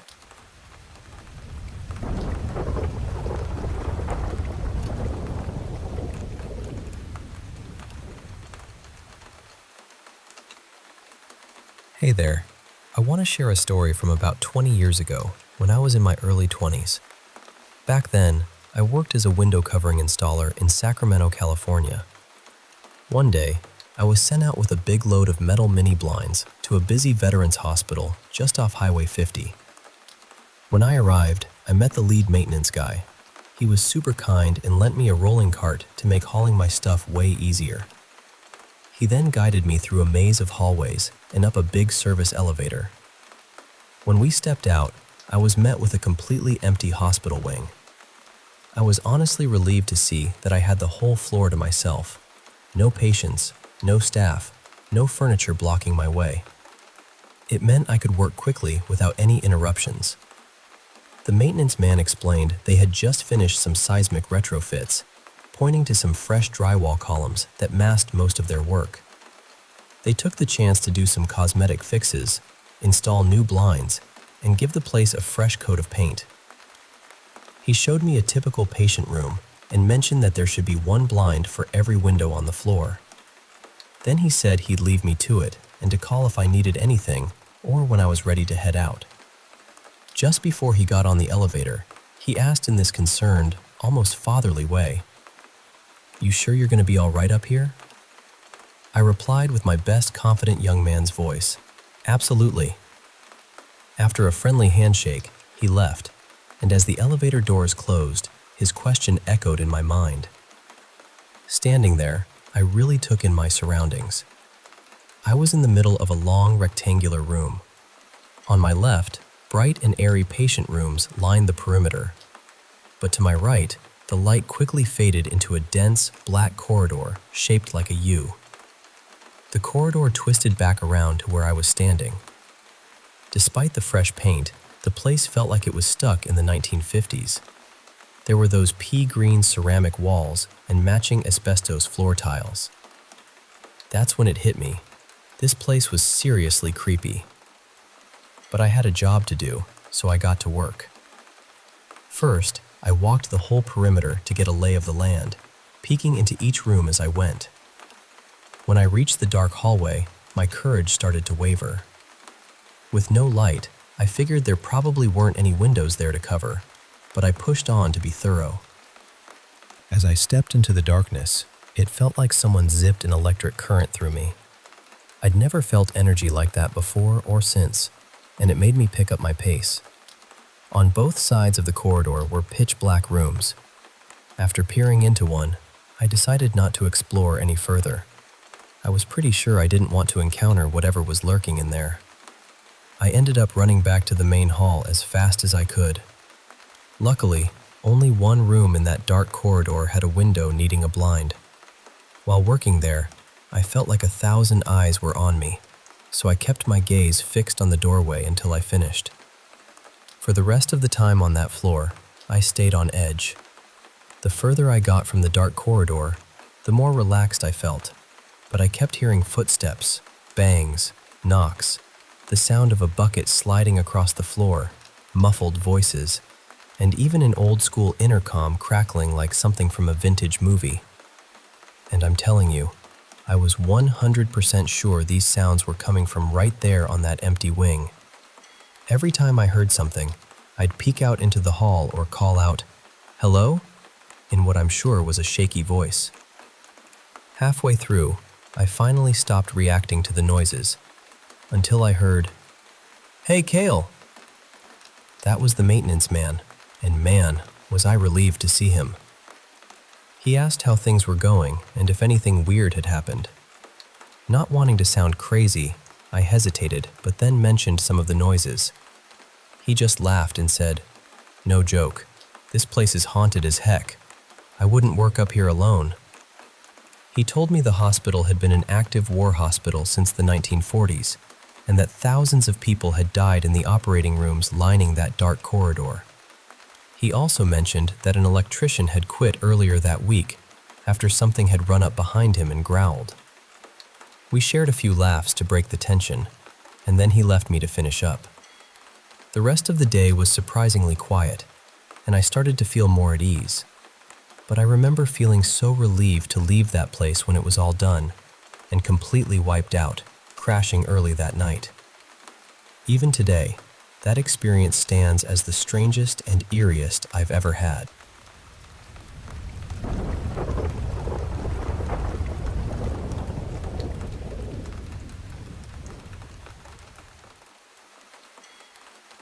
Hey, I've got a story that still gives me chills when I think about it, and honestly, I'm not even sure what to make of it.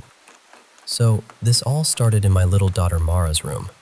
She's 2 years old, and up until all of this, her room was just her room. Nothing dramatic, nothing unusual. My wife and I are not religious people at all. My wife is a little open-minded about spiritual stuff, I guess, but I've always been the skeptic in the house. A while back, we started hearing noises coming from Mara's closet. Not constantly, but often enough that it caught our attention. It sounded like knocking or something bumping lightly against the closet doors. Every time we checked, there was nothing there. No vents, no pets, no obvious explanation. It was strange, and even though Mara mostly brushed it off, it definitely left my wife and me with that unsettled feeling you can't quite shake. Then one evening, I was in the bathroom next to her room giving her a bath when I heard this loud crash. I called out, my wife came running, and I went straight into Mara's room. A whole stack of books had fallen from a high wall shelf onto the floor. Now, these weren't books loosely stacked on a ledge. They were on one of those front-facing nursery shelves where the books sit pretty securely. I even tested it afterward because I wanted a reasonable explanation. I tried to see if they could just slip out on their own, but they really couldn't. And the strangest part was that only the books from the top shelf had come down. The lower shelves were untouched. Those books hadn't even been handled in weeks. After that, things went quiet for a while. No more closet noises, no more weird moments. We actually started to think maybe it had all just been a string of odd but harmless little incidents. Then another night, during bath time again, I heard another crash. This time, I walked into Mara's room and found a framed picture lying flat on her changing table. What made that one so unsettling was how it had been placed before. The frame had been sitting on a shelf above the table, leaning against the wall, and there were several little items in front of it, including a baby monitor camera. But somehow, the picture ended up down on the changing table, while everything else stayed almost exactly where it was. Nothing had been knocked over. Nothing had fallen with it. The camera had shifted just slightly, barely at all. I checked the footage because the camera is motion activated. About 10 minutes earlier, it had recorded me going into the room to put something away. The frame was definitely still on the shelf then. The recording showed me leaving, then it stopped. It didn't catch the picture falling. It only started recording again when I walked back in and found it already down. That really got under my skin. Then came the night that honestly rattled both of us the most. Mara woke up right around 3 a.m. My wife went to get her, and when she brought her into our room, our daughter was completely beside herself. I don't mean normal toddler crying. I mean she was writhing, screaming, sobbing, totally inconsolable. It looked like she was terrified or in pain, and we had never seen her like that before. It felt so intense and so out of character that it genuinely scared us. And then, after all that, she just suddenly wore herself out and fell asleep. The next day she was completely fine, totally normal, laughing, playing, acting like nothing had happened. And there's one more thing. Her room is always colder than the rest of the house. Not a little colder, noticeably colder. The bathroom next door feels normal. The guest room on the other side feels normal. But her room stays several degrees cooler for no clear reason. We even checked with sensors because I started thinking maybe I was imagining it. But no, it really is colder in there. On top of that, she'd also started waking up in the middle of the night for weeks, which was unusual for her because she had always been a great sleeper. And I know this next part sounds dramatic, but when I realized so much of this seemed to center around 3 a.m., I did what everyone does when they're freaked out and sleep deprived. I started searching online. I found all kinds of folklore and religious interpretations tied to that hour, and suddenly, I was connecting dots I probably shouldn't have been connecting. But when you're already unsettled, your mind goes wandering. We live in Santa Fe, New Mexico, and people around here love to talk about the spiritual history of the place. Hauntings, old energy, all of that. Our house isn't even especially old, so I keep trying to tell myself there has to be some practical explanation. But I'll be honest with you. When you hear sounds with no source, see things move that really shouldn't move, watch your child react in a way you've never seen before, and feel that chill in the room over and over again, it starts to wear on you. So that's where I am. Part of me wants to explain every bit of it away. Another part of me can't deny how unsettling it has all felt while we were living through it. And I still don't know what to think.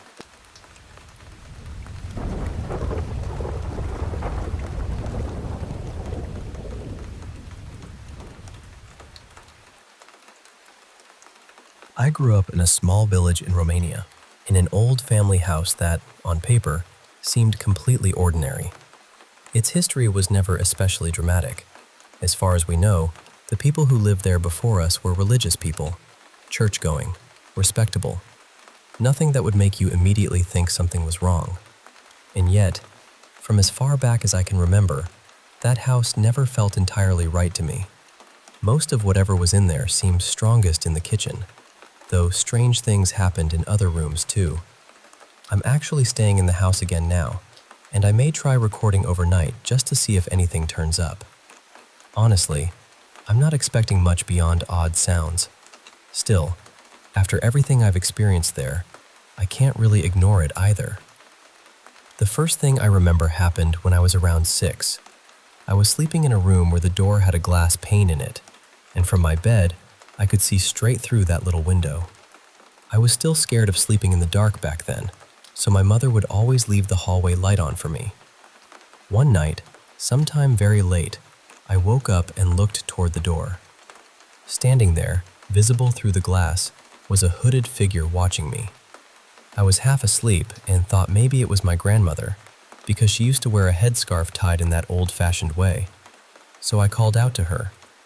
The moment I did, the figure turned its head to the side, and then another hooded figure appeared beside it. It looked like the two of them were talking to each other, though I couldn't hear a thing. Then, after a few seconds, both of them turned sharply and moved out of view. And just as they did, a third figure slipped past after them. I remember lying there frozen, staring at the door, too afraid to even pull the blanket over my head. Another time, in a different bedroom, I was home alone, just lying there messing around on my phone.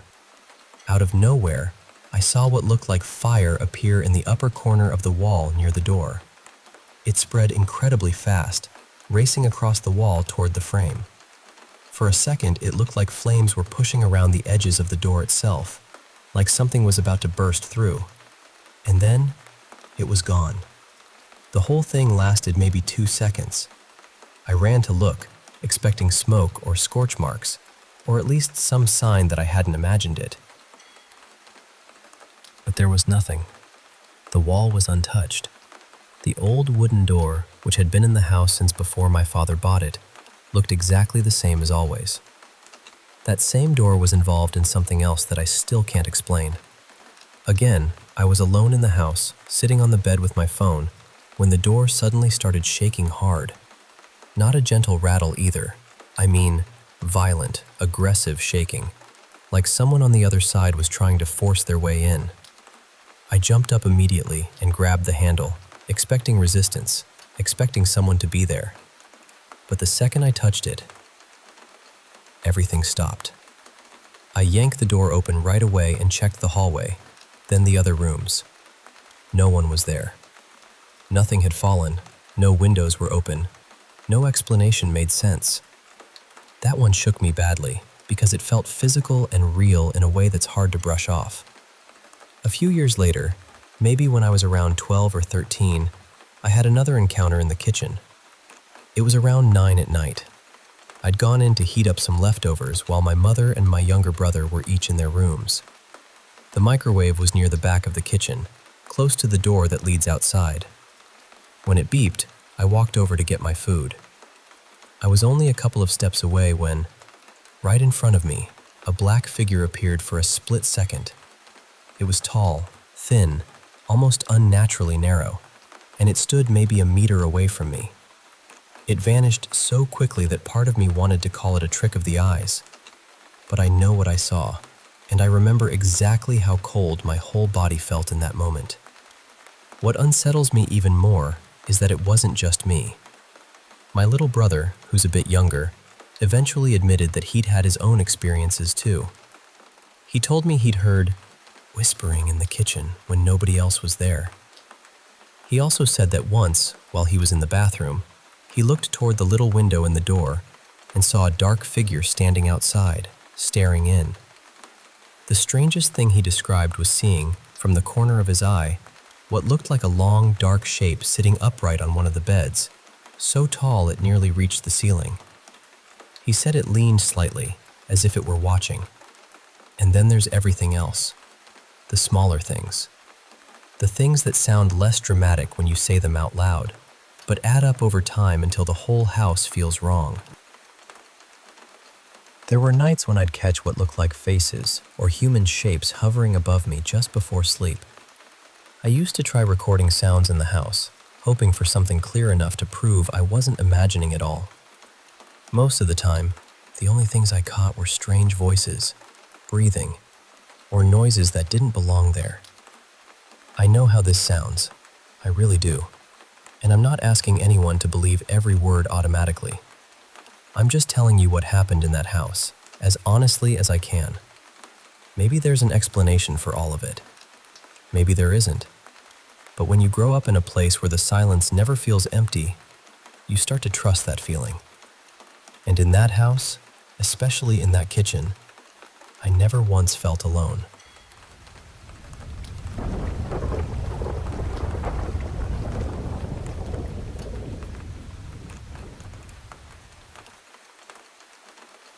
You know, I grew up in a house with a kind of history that seemed to cling to the walls. The land had been settled way back in the 1840s, and even when I was little, parts of the original property were still there. Some of the old outbuildings were standing, weathered but stubborn, on the section that hadn't been divided up yet. Our house itself was newer. It was part of a neighborhood that started going in during the 1970s, but our place wasn't actually built until 1988. What made it feel different, though, was where it sat, right beside the old barn and those original buildings, like it had 1 foot in the present and 1 foot somewhere much older. My grandfather, whose name was Walter, died in that house in 1991 when I was still a baby, only a few months old. My mom used to say he had come there to die, and even as a kid, that phrase stayed with me. It felt heavy, strange, like it meant more than what she was saying out loud. For as long as I can remember, I never felt completely alone in that house. It wasn't always frightening, at least not at first. One of the earliest things I remember is being out on the swings in the backyard and seeing a woman on horseback passing through. She always seemed gentle. She'd smile, lift her hand, and wave to me, and I'd wave right back like it was the most normal thing in the world. At the time, it didn't seem unusual. Our neighbors had horses, so to me it made perfect sense. But one day my mom saw me waving and asked who I was waving at. I told her, just as casually as anything, that I was waving to the lady riding her horse through the yard. And she looked at me and said there was no woman there. She told me the neighbors never rode through our property. Looking back now, what stands out is how she was dressed. Even then, something about her clothes felt old-fashioned. Not costume old, but genuinely from another time, maybe late 1800s, early 1900s. I didn't have the words for that as a child, but I do now. And then there was my grandfather. When I was young, I remember waking up at night and seeing him standing in the living room. He looked faint, almost translucent, but recognizable. Just there, quiet, watching. I was so scared of seeing him that whenever I had to cross the living room to get to my parents' room at night, I'd shut my eyes and hurry through, hoping that if I couldn't see him, maybe he wouldn't be there. Years later, my mom admitted that she'd experienced things too. She told me she believed he had stayed behind in some way. At one point, 2 different mediums came through the house at different times, and both of them mentioned an older man's spirit attached to the property. I know how that sounds, I really do. And even now, part of me resists it. But there were other moments too, things that are harder to explain away. One afternoon, my sister and I came home early from school and went to change before heading next door to the babysitters. We were the only ones home. Then we heard this huge crash downstairs, like a sudden burst of chaos in the kitchen. We both froze, then ran to look.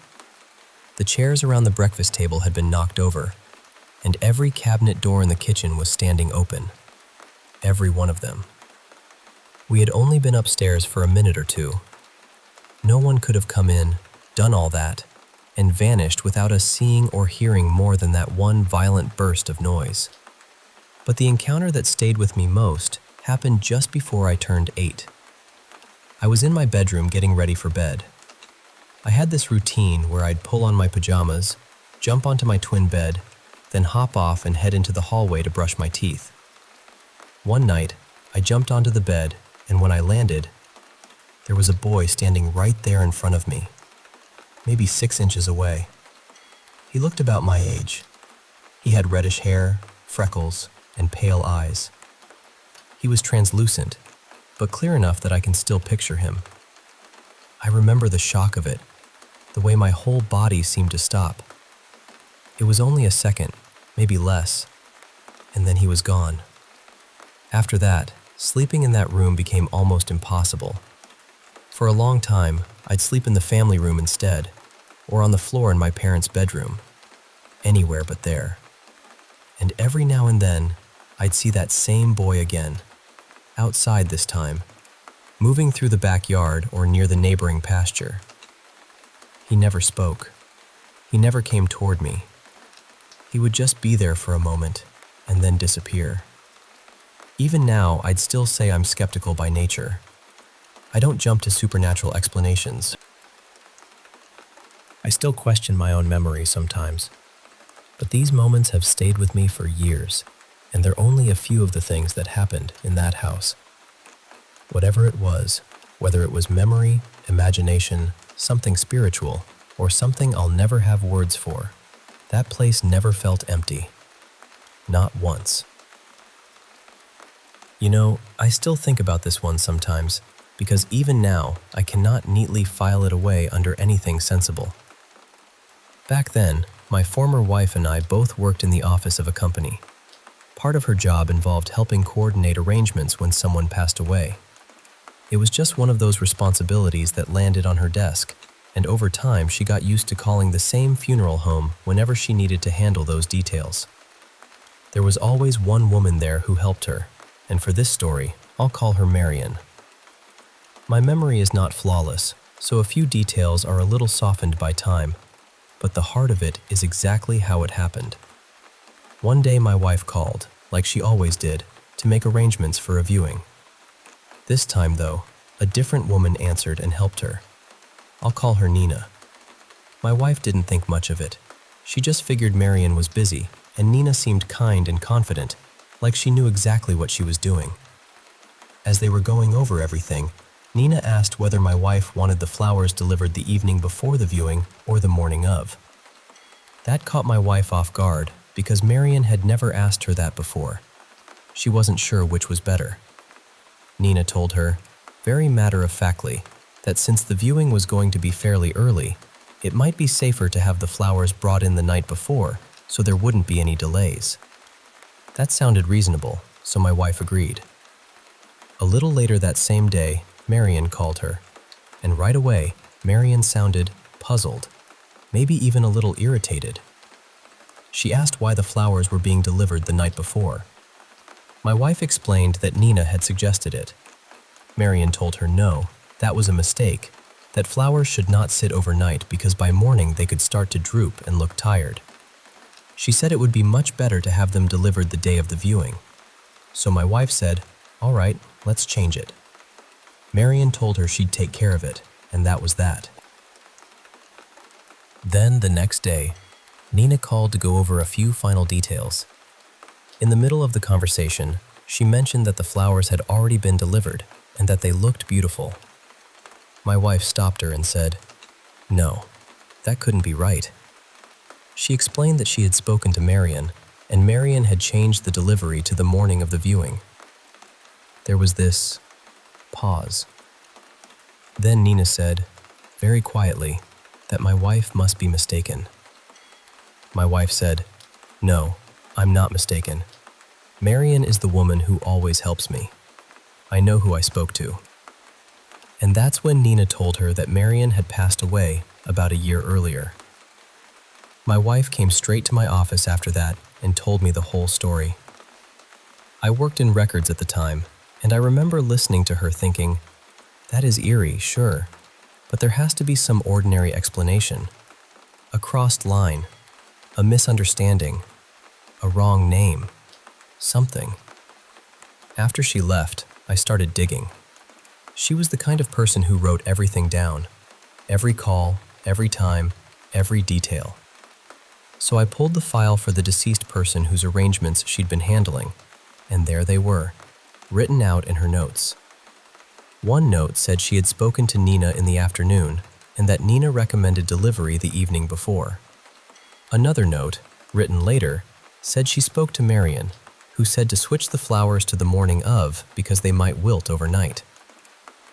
It was all there. Clean, clear, documented.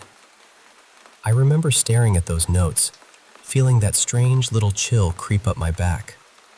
So I went further. I pulled older files, ones from before Marion had died, just to make sure my wife really had always dealt with the same person. And sure enough, there were note after note after note mentioning Marion by name. She was real. She had been the regular contact all along. At that point, I thought maybe someone at the funeral home was playing some bizarre prank, but that didn't make sense either. It was a small place. The owner was older. His son worked there too, and after Marion died, Nina had taken over her role. It didn't feel like the kind of place where anyone would do something cruel or theatrical like that. So I looked online and found Marion's obituary. She had, in fact, worked at that funeral home, and she had, in fact, died the year before. What really unsettled me, though, was what came next. As I kept reading, I noticed the date and time listed for her own visitation, and the timing lined up almost perfectly with when my wife said Marion had called her back. That was the moment that got me. Not just because of the date, and not just because of the hour, but because suddenly this strange story had a shape to it that I could not explain away. It felt less like a mistake and more like something reaching across a thin place in the world. I got goosebumps right there at my desk. Now, to be fair, I've changed the names here, and I've smoothed over some of the exact dates because I don't trust my memory enough to swear to every number. But the pattern was real. The notes were real. The obituary was real. And the timing was close enough to stop me cold. I still do not have a tidy explanation for it. Maybe it was an incredible coincidence.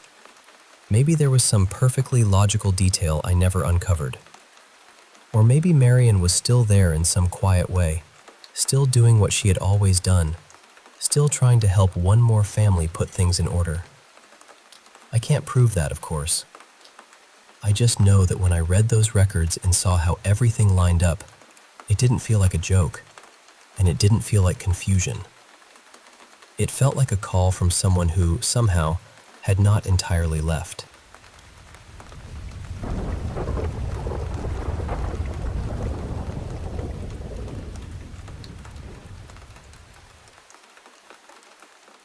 You know, I still think about this one sometimes, because even now, I cannot neatly file it away under anything sensible.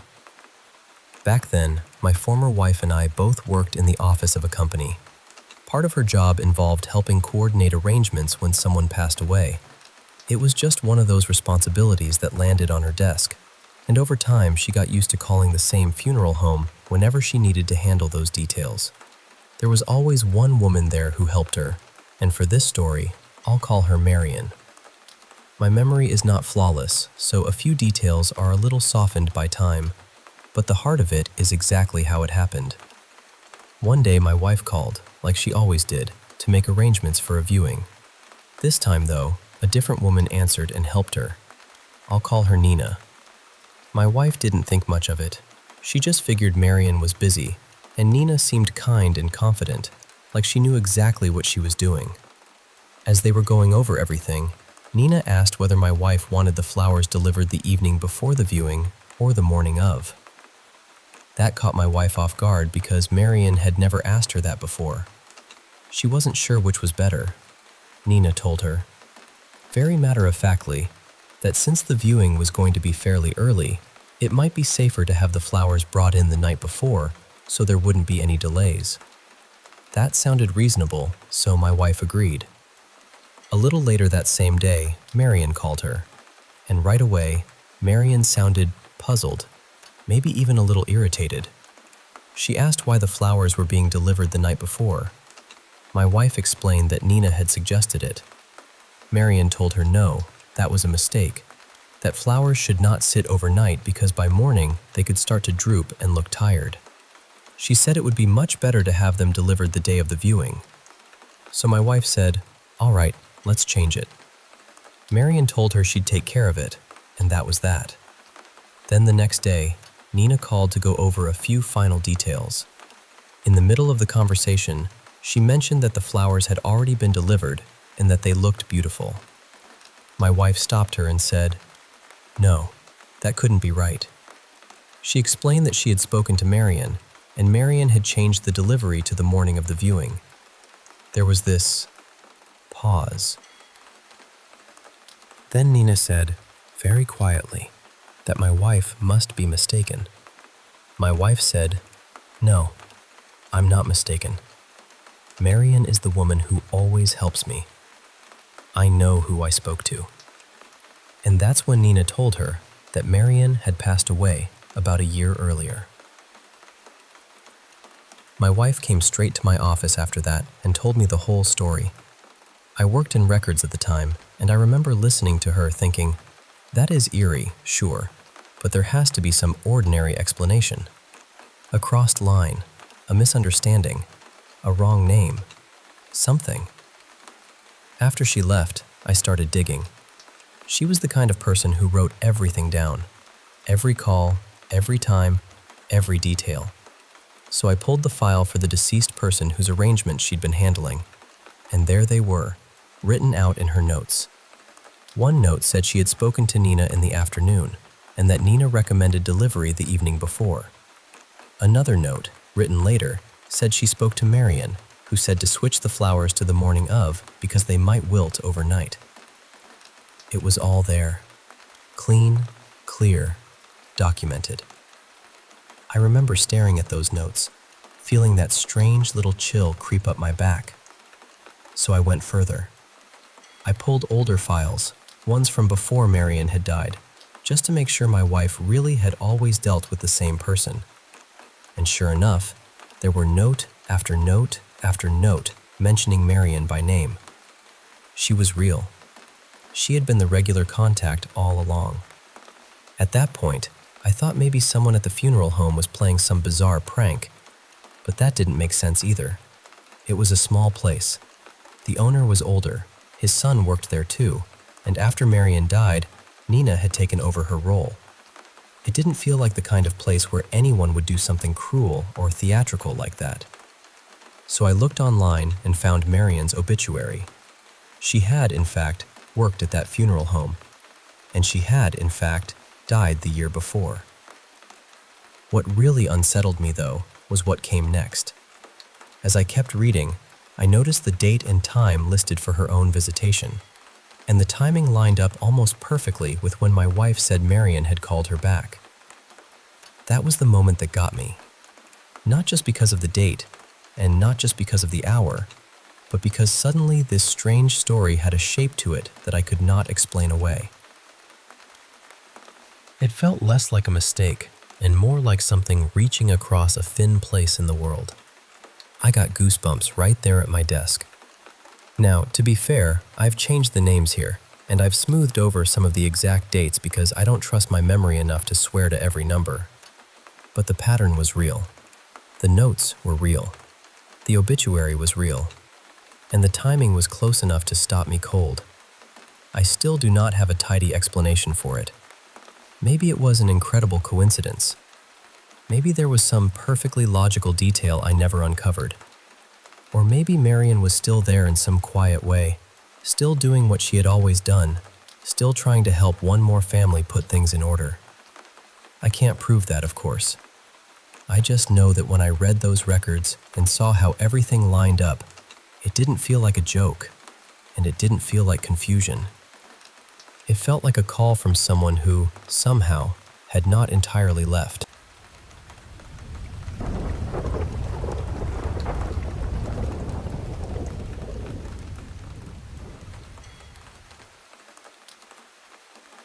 I need to tell you about something that's been weighing on me, because honestly, I still don't know how to explain it.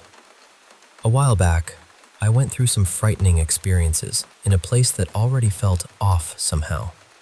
Like the strange things happening there almost belonged to that environment. Since then, my relationship ended, and now something unsettling seems to be happening in our home. And it's involving my kids. For the past few months, my 5-year-old daughter Ellie has been coming into whatever room I'm in and asking what I needed. Every time, I'd tell her I hadn't called for her. At first, I tried to brush it off. I figured maybe she was hearing the TV from another room, or one of her siblings, or maybe she just thought she heard me. But the most recent time really shook me. She came to me looking genuinely worried and said she heard me calling her, and that I sounded upset, like I was crying or hurt. I asked her if she was sure it was my voice, and she said yes, without hesitation. I told her I was okay and that I hadn't called her at all. It felt awful trying to explain it away because I didn't want her to think I didn't believe her. I do believe she heard something. I just don't know what. Then this morning, something happened with my older son that rattled me even more. I got home from work a little after 5 in the morning. 2 of my kids were asleep and the house was quiet. I went straight to my bedroom, shut the door, and started winding down the way I usually do, just scrolling on my phone and reading random things before going to sleep. Around 5:40 or so, there was a knock at my bedroom door. It was my 16-year-old son, Mason, and he looked confused. He asked me what I wanted him to do. I just stared at him because I had no idea what he meant. I opened the door and told him I hadn't asked him to do anything. He asked again, and I told him I'd been in my room since I got home and hadn't called for him once. The color drained from his face. He told me that he had been jolted awake by loud knocking on his bedroom door, and that he heard my voice telling him to get out of bed right now. He said I sounded irritated, even harsh, so he got up and started getting dressed. Then he heard the knocking again, along with my voice telling him to hurry up and get out of his room. My bedroom is only a few steps from his. If that had really happened in the hallway, I should have heard it, even with my door shut. But I heard absolutely nothing. What scared him most was that by the second round of knocking, he was fully awake. He wasn't half dreaming. He was standing there, getting dressed, hearing what he was sure was me. I tried to stay calm for his sake. I told him maybe there was some strange overlap, something we couldn't explain. Maybe even something like hearing a version of me from somewhere else. I don't know if I believe that myself, but I didn't want to dismiss what he experienced, because I could see how real it was to him. And I definitely didn't want to frighten him with darker ideas. The truth is, I'm scared too. Lately, there have been other things that feel just as strange. Not long ago, a bank card I had misplaced at work somehow turned up inside a storage box at home. Then, not long after that, a PDF downloaded itself onto my son's computer while he was home alone. It was a guide for teens preparing for their driving permit, which stood out because he and I had only talked about it a few days earlier. We hadn't searched for it or signed up for anything yet. It just appeared. I'm trying to stay grounded. I'm trying not to jump to the worst conclusion. But when your children keep hearing your voice when you know you never spoke, it's hard not to feel deeply unsettled. So I'm telling you this the best way I can, because I honestly want to know what you'd think if this were happening in your home. Would you be worried too? Because I am.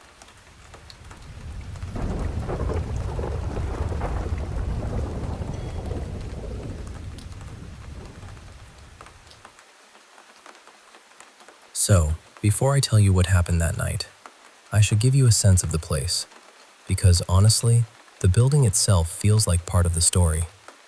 It's an old building, older than anyone I know can fully trace, definitely standing well before 1915. It's huge, the kind of place that seems to keep unfolding the longer you work there.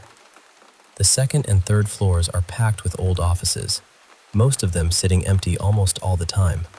And there's a big function hall upstairs that we rent out now and then. On the main floor, there's this large bar, and that's where I spend most of my shifts. Down below, there's a basement with a couple of old classroom-style rooms, another smaller event space, and a handful of storage rooms that always feel a little forgotten. There's also this separate lower level near the bar that isn't even connected to the rest of the basement. That area has always unsettled me. It's dim, cramped, and there are these strange blocked-off doorways, sealed over with concrete. Some of the doors are heavy, solid metal, leading into these tiny, dark rooms. I was told years ago they may have been used as shelters. There's also a story that's been passed around by some of the longtime regulars, people who've been coming in since long before I ever worked there. They all tell it almost the exact same way. Supposedly, sometime in the late 80s, a man tried to force his way inside after hours, and an off-duty police officer who happened to be in the building shot him. No one I know has ever been able to fully prove it, but what's strange is how consistent the story is every time it's told. The part that gets to me most is that people say it happened in the area that's now the women's restroom. And I'll just say this, that corner of the bar has always felt off. Anyway, the thing I really wanted to tell you about happened just a few hours before I finally sat down to talk about it. I was closing up for the night, and there was one regular still hanging around after we'd officially shut down. His name's Darren.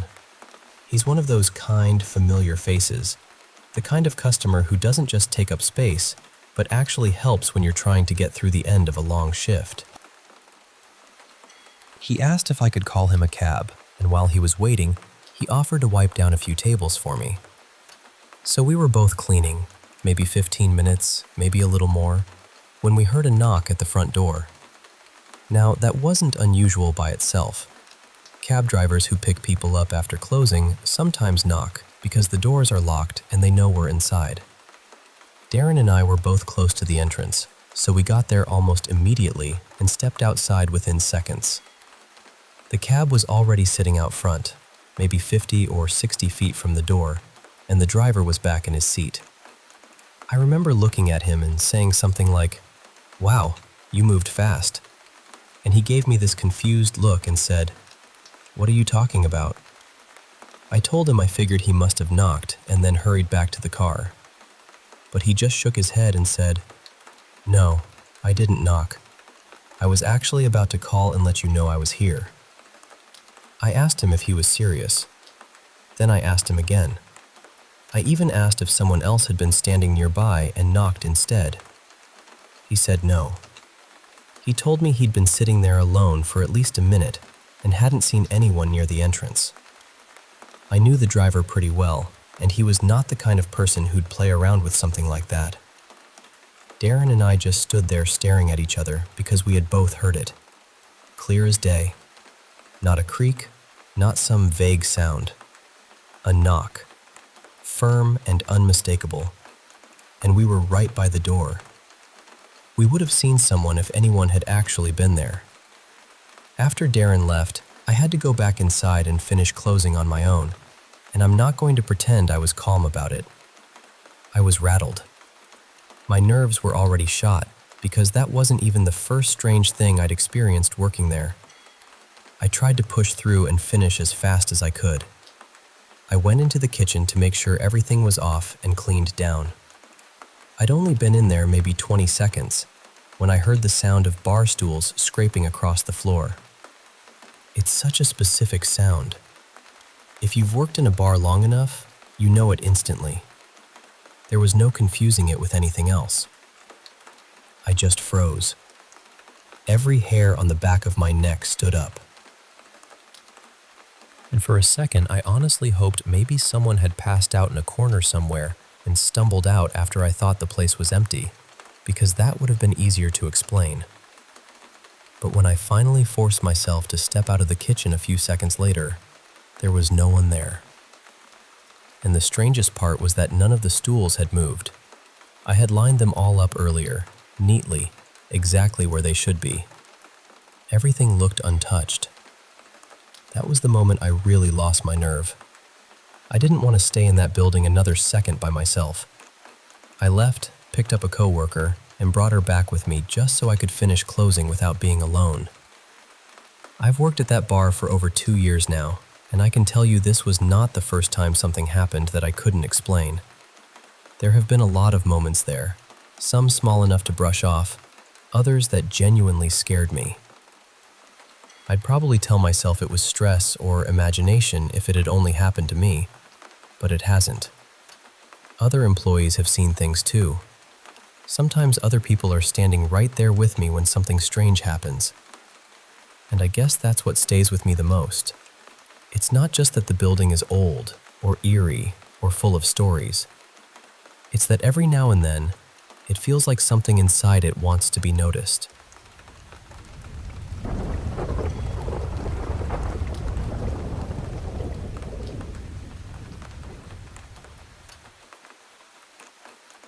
So this happened around 8 or 9 years ago, when I was living with my dad in a small 2-bedroom apartment. My room was connected to the bathroom, and that setup always felt a little strange. There were 2 doors into the bathroom. One opened from the main part of the apartment, right near the front entrance, and the other connected directly to my bedroom. The only good thing about that second door was that the lock was on my side. Past the living room, there was a short hallway that led back to my dad's bedroom. We'd already been living there for well over a year, and nothing unusual had ever happened. I already believed in the supernatural back then, mostly because just about everyone in my family had their own stories. They had all seen or heard things in another apartment they lived in before I was born. I believed them, but until this night, I had never experienced anything myself. It was late. Definitely after midnight. I was sitting in a chair in my room, playing video games, facing the TV. I was maybe 5 feet from my open bedroom doorway. My dad had gone to sleep hours earlier, and every light in the apartment was off. It was just the 2 of us there. The only light in my room came from the TV and this standing fan I had, which had a few little blue indicator lights glowing on it. The bathroom door that opened into the main apartment was cracked open, but the bathroom door connected to my room was shut. I remember being very grateful for that. Everything was completely quiet because I was trying not to wake my dad. Then, all at once, I felt movement off to my right, just outside my bedroom door. I didn't hear footsteps or anything at all, but I felt it strongly enough that I turned to look. And right as I turned, I saw it. I saw the forearm and hand of someone, like they were mid-step, walking past my doorway and into the bathroom.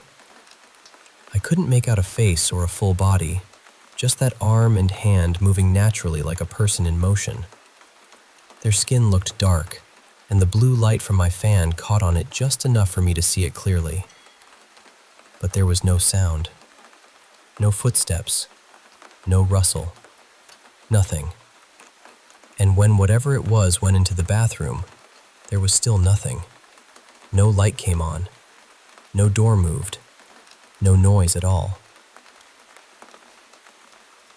I remember calling out, really uncertain, "Dad?" No answer. The bathroom door stayed open. Everything stayed silent. I just sat there, staring at the doorway, frozen. It felt like 5 full minutes, though it probably couldn't have been more than a few seconds. Every hair on my body stood straight up. Even now, thinking about it gives me chills.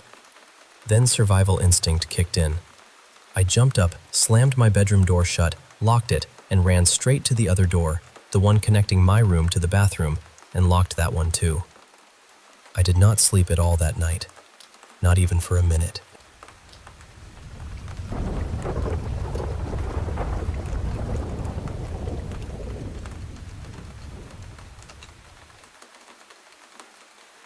This happened around 16 years ago, and I still remember it with that strange, heavy clarity some nights leave behind.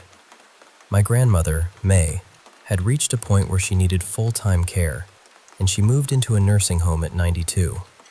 Even though we knew it was the right decision, it was heartbreaking.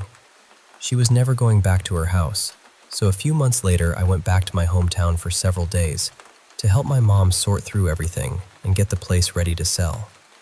I'd spent so much of my childhood at Grandma May's house that being there still felt natural to me. Familiar, even comforting. So I brought my 2 cats along and stayed there while we worked. I set us up in a small bedroom at the top of the stairs on the 2nd floor, mostly because it was one of the least cluttered rooms, and the cats could relax there while Mom and I tackled the rest of the house. We spent 2 full days going through drawers, closets, boxes, old furniture. All the quiet little pieces of a life lived in one place for decades. By the end of the 2nd day, I was completely worn out.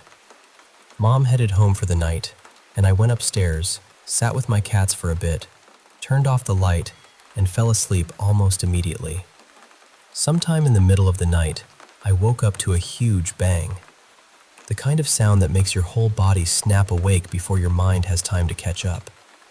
It sounded like wood hitting wood downstairs, like a heavy chair or table had slammed into something. At first, I thought I should get up and check it out. But then, right after that bang, I heard footsteps coming up the stairs. The stairs were right beside the wall my bed was against, so I could hear them clearly. Slow, deliberate steps, coming all the way up. Then they stopped just outside the bedroom door. And then there were 3 light knocks. I was instantly terrified. I remember lying there in the dark, barely breathing, and calling out as steadily as I could. "Hello? Who's there?" No answer. For a second, I tried to convince myself I'd dreamed it, that maybe I was still half asleep and none of it had really happened. The light switch was just above my head, so I reached up and turned it on. I expected my cats to be groggy or annoyed at me for waking them. Instead, both of them were sitting close together, shoulder to shoulder, staring straight at the bedroom door with their eyes wide open, not looking at me at all. Just fixed on that door. That was the moment I knew I hadn't imagined anything. And honestly, that was not the confirmation I wanted. My phone was charging in another room because my cats were young then and had a talent for knocking cords loose. So there I was, stuck upstairs, looking at 2 cats who were clearly just as uneasy as I was. I called to them a couple of times. They'd glance back at me, then turn right back to the door, like they knew something was there but had no intention of getting any closer. I sat there for a minute, trying to gather myself. Then I thought, I can't stay frozen in this room all night. So I got out of bed, walked to the door, and called out one more time. "Is anyone there?" Nothing. I opened the door, and I can tell you this, there are few things more unnerving than opening a door when your whole mind is braced to find someone standing on the other side, and there's just no one there. I checked the entire house, every room, every corner. It was a 4-bedroom place, and I went through all of it. Nothing was out of place. Nothing had fallen over. The outside doors were still locked. There was no sign that anyone had been inside at all. Eventually, I went back upstairs and got back into bed. People always ask me how I managed to sleep after that. And the truth is, I think the fear burned through me so hard that once it let go, I just crashed. Pure adrenaline and exhaustion. Nothing else happened the rest of the night. The next morning, Mom came over with breakfast, and while we were getting ready to start another long day of sorting through things, I told her everything. I was expecting her to smile politely and tell me I'd been overtired. Instead, she said, very calmly, "When we visit Grandma today, you should tell her that story." I laughed and said, "Why? So she can make fun of me?" Mom just said, "No, just tell her." That got my attention. So later that day, we went to see Grandma May. We sat and talked for a while, just chatting, and then Mom turned to her and said, "Mom, Rowan has something to tell you about last night." The second Mom said it, I could tell by her tone that this wasn't random. Grandma looked right at me, and I started explaining what had happened. I barely got to the part where I said, "I woke up to this really loud sound," before she interrupted me and said, "Wood slamming into wood?" I just stared at her. Then she asked, "Did you see him?" And I said, "See who?" She answered, "The old man in the overalls." I remember looking from Grandma to Mom and back again, completely stunned. And that was when they finally told me that Grandma had experienced things in that house for years. Not just odd noises, but full-body apparitions, footsteps, figures, strange moments that had become almost familiar to her. She even told me that once she'd seen the old man and followed him toward the bathroom, asking where he was going. He told her, "To fix the car." She said she told him there wasn't any car in the bathroom, but he walked in anyway and disappeared.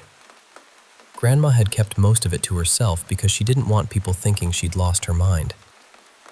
A few days later, more family came to help finish clearing out the house, and I told the story again. That's when my uncles started sharing their own memories. Shadowy figures upstairs, strange shapes in the hallway. My younger uncle said he used to sleep on the couch because being upstairs at night unsettled him so badly. What gets me is that I stayed in that house all the time when I was a kid. Weekends, holidays, random visits, you name it. And I never had a single paranormal experience there. Not one. So part of me has always wondered if whatever was in that house waited until I was older. Or maybe it was because Grandma had been gone for a while, and I was suddenly there in her place, moving through the rooms, sorting through her things, changing the rhythm of the house. Maybe something noticed. Maybe it wanted to know who I was. The house was sold years ago, and as far as I know, it's still standing. And I'll be honest with you, I've often wondered whether the people living there now have stories of their own.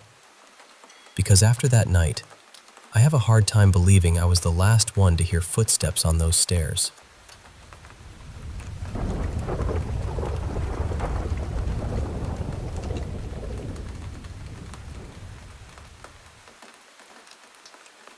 So let me tell you something that still sits in the back of my mind like a splinter I can never quite pull out. This happened about 9 years ago, just before I moved away for college. Back then, my boyfriend, 2 close friends, and I used to drive from Chicago up to Milwaukee pretty often for EDM shows on the weekends. It felt normal then, you know? We were young, broke, always a little reckless, and absolutely convinced that being tired was the same thing as being invincible. On this particular Friday, I drove us up after class. We got there sometime around early evening, maybe a little after 6, and we left the venue before midnight. Usually, on trips like that, we'd figure out a place to stay. Nothing fancy, just enough to sleep for a few hours before heading back. But that night, for whatever reason, we decided not to get a hotel. I think part of it was money, part of it was us being dumb and overconfident, and part of it was just assuming we'd figure it out. Our brilliant plan was to nap in my car for a bit and then drive home. The problem was, There really was not a safe or comfortable place to do that. We spent what felt like forever trying to make it work, moving the seats around, cracking windows, talking ourselves into being able to sleep, but nobody really could. So sometime in the middle of the night, maybe around 2:30 or 3, we gave up and decided to head back to Chicago instead. The plan was that I'd drive part of the way, then we'd switch off. My boyfriend at the time, I'll call him Mason, was going to take over for the second half. We made a couple stops, switched drivers once or twice, grabbed gas not too far outside the city, and eventually got back to Chicago. We parked outside Mason's apartment building just before dawn, maybe around 4:30 or so. At that point, all four of us were exhausted, but not ready to get out of the car yet. We started passing around my phone, looking through concert videos and blurry photos, laughing at how bad some of them were, replaying little moments from the night. And then came the part that changed everything. While we were all huddled over my phone watching a video, someone knocked on the window. It scared all of us half to death. It was Mason's mom. She worked nights, so seeing her out there in the dark made sense at first. She looked at us, kind of puzzled but calm, and asked how the concert was, how the drive back went, whether we were hungry or tired. We told her, yeah, we were wiped out. Then she asked, almost casually, why we'd stayed in the car so long. Mason shrugged and said we were just looking through pictures and videos from the concert. And I still remember what she said next. She looked at us and said, "Did it really take you 2 days to look at pictures and videos?" At first, none of us even understood what she meant. We asked her what she was talking about, and she said, completely seriously, "You guys have been out here since Friday night. It's Sunday evening." I cannot properly describe the feeling that hit that car. It was instant panic. Not dramatic, not theatrical, just pure confusion. All four of us started talking over each other, asking her the same questions in different ways, hoping one of them would somehow crack the whole thing open and make it make sense. Why hadn't she said something earlier? She told us she'd noticed my car when she left for work Saturday night, but she assumed we'd parked it there and gone inside somewhere, maybe to his apartment or maybe somewhere else. It wasn't until she saw the car was still there the next day that she came over to check. But then there were all these other details, and none of them made sense either. My car still had gas. Not empty, not even close. I'd filled up less than an hour outside Chicago, and somehow the tank was still around 3/4 full. That alone still bothers me. If the engine had been running all that time, especially with the air going, how was there any gas left? None of us remembered falling asleep. And even if we had, how do 4 people all stay asleep that long in a car without waking up hungry, thirsty, sore, confused, needing a bathroom, anything? Not one of us got out. Not one of us ate or drank. Our 2 friends had their own cars parked nearby, so if they'd wanted to leave, they could have. But nobody did. I also didn't have frantic missed calls from my parents. They weren't strict, and they gave me space, but still, 2 full days? You'd think there would have been something. After we all kind of spiraled for a while in front of Mason's building, our friends finally left. Mason and I drove to my parents' house, which was only about 15 minutes away. By then, it was around 10 o'clock on Sunday night. We tried to explain what had happened, and my parents didn't believe me at all. I think they assumed I was making up some ridiculous story to cover for being somewhere else, even though I wasn't. And honestly, I get why it sounded unbelievable. But the strangest part is this. All 4 of us were so shaken by it that we basically never talked about it again. Not really. It was like we had all silently agreed that if we left it alone, maybe it would stay buried. It didn't. I still think about it. more than I probably should. I still run through every normal explanation I can think of, trying to force it into something logical. Did we all somehow pass out? Was there something wrong with us physically? Did exhaustion do something bizarre to our sense of time? Was it some shared blackout, some strange psychological thing, some medical explanation nobody caught? Or was it something I still don't have words for? I know how this sounds when I say it out loud, but I'm telling you exactly the way I remember it, and that's what unsettles me most. It doesn't feel like a dream. It doesn't feel fuzzy. It feels real. Just impossible.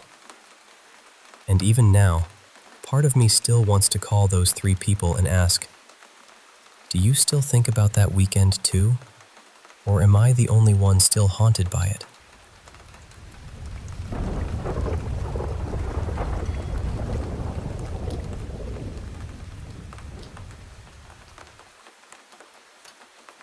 It was last July, close to 11 at night, and Mara and I had just left his place after finishing a long game of Monopoly. He was staying at his grandparents' old house in a quiet subdivision, and I was driving us back to my place. I remember pulling up to the exit, getting ready to turn onto the main road, doing the usual thing, checking left, then right. But when I snapped my head back to the left, I froze. There was this glowing white figure standing right in the middle of the road. It was maybe 50 feet ahead of us. Human-shaped, about the size of a person, but there was no face, no real features, nothing I could make out clearly. It was just this bright white shape, almost like it was lit from within. And then, in a split second, it lifted what looked like an arm and shot straight upward, maybe 15 or 20 feet, and vanished. Just gone. Completely gone. It only lasted maybe 2 seconds, but it was long enough for me to know I saw something. There weren't any cars coming, it was dark, and there was nothing around that could have caused some kind of reflection. I just sat there for a second and asked Mara, "Did you just see what I think I saw?" And he got quiet and said, "Yeah, I did. I just didn't want to be the first one to say it." That part still gets me, because if it had only been me, I probably would have spent years trying to explain it away. And honestly, what we saw that night felt even stranger because of everything that had already been happening in that house. Even though the house itself wasn't very old, it always felt wrong in there. Heavy, like the air had weight to it, like somebody was watching you constantly, especially after dark. You know that feeling when it seems like someone is standing just behind you, close enough that you should be able to hear them breathe? That's what it felt like almost every night. We used to hear whispering too. Really low, constant chatter, like people talking in the next room, except whenever we stopped and listened, we could never make out a single word.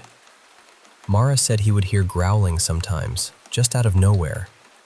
One night, both of us heard this long, loud moan in the hallway outside the bedroom. It sounded like a woman, and it was close enough that neither of us slept after that. We each had a child, and one morning around 6, we woke up to 3 clear knocks on the bedroom door. I thought one of the kids had gotten up early, so I opened the door and checked the living room. Both of them were still asleep on the couch. Nobody else was there. Another time, from the bedroom, we heard what sounded like papers being thrown around the kitchen, drawers opening and slamming. It was so loud and sudden that I actually jumped up and unlocked the sliding glass door in the bedroom because I thought someone had broken into the house and we'd need a way out fast. But when we checked, nobody was there, just drawers standing open. Mara also told me that one night he walked out of the bedroom and saw a tall black figure near the kitchen. He said it sort of stepped out from the darkness and then disappeared right in front of him. It all got so intense that we started making a habit of leaving before it got dark and staying at my place instead. And that was exactly why we were leaving that night after Monopoly. We'd looked at the time, realized how late it was, and basically rushed out of there because neither of us wanted to spend another night in that house. What makes it even stranger is that his grandmother, before she moved out, used to insist that people were living in the attic or the basement. She called the police more than once, convinced there were squatters in the house, but nobody ever found anything. Later on, when we were trying to make sense of everything, Mara remembered that during the last couple of years she lived there, she had gotten deeply into tarot readings on TV and was watching them constantly, all day and half the night, almost like she was letting them dictate her life. I don't know whether that had anything to do with what was in that house. I really can't say. I just know that the feeling there was real, the sounds were real, and whatever we saw in the road that night, both of us saw it. And I still have no idea what it was.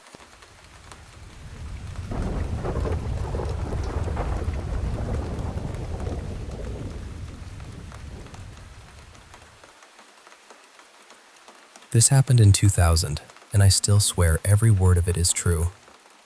At the time, my first wife and I had separated, and we were in the middle of a divorce. I was living by myself in the house we'd shared, and to be honest, it was a lonely, heavy sort of season. One night, I went out for drinks with a couple of friends and made it home sometime around 2 in the morning. I'd had more than enough, and when I got back, the house was completely quiet. I turned on the television, dropped into my old armchair, and lit a cigarette. I must have drifted off without realizing it. Then, out of nowhere, I heard this voice explode right beside my ear, on my right side. It shouted, "Wake up!" I'm telling you, it wasn't like hearing someone call from across the room. It felt close, immediate, powerful.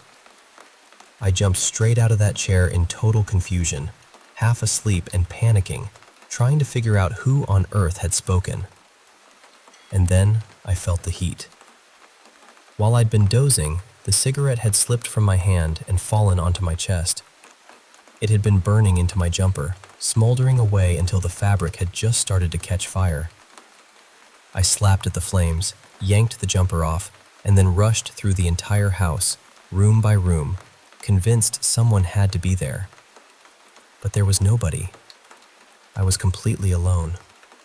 Eventually, I came back to the living room, still shaken, my heart pounding.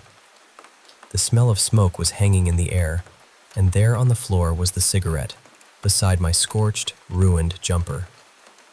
Everything about it was real, plain as day. But the voice, that was the part I couldn't explain. Even now, I can still hear it in my mind, and it still gives me chills. The way I describe it never quite captures it properly. It started low, almost like a deep rumble, and then built into something forceful and commanding, until it hit with this overwhelming urgency. I don't like to think too much about what could have happened if it hadn't woken me. Up until then, I'd always thought of myself as a practical, level-headed skeptic. But after that night, I became much more open to the idea that there may be things in this world we simply can't explain. There's one more detail I always feel is worth mentioning. My father had died of cancer only a few months before this happened. I can't say it was him. I honestly don't know, but I can't help noting it. My dad, Raymond, had spent many years as an army sergeant. He never once raised his voice at me, not in all the years I knew him. But I knew from others that he was deeply respected, and when he spoke, people listened. So no, I'm not saying it was him, but I've never forgotten that voice.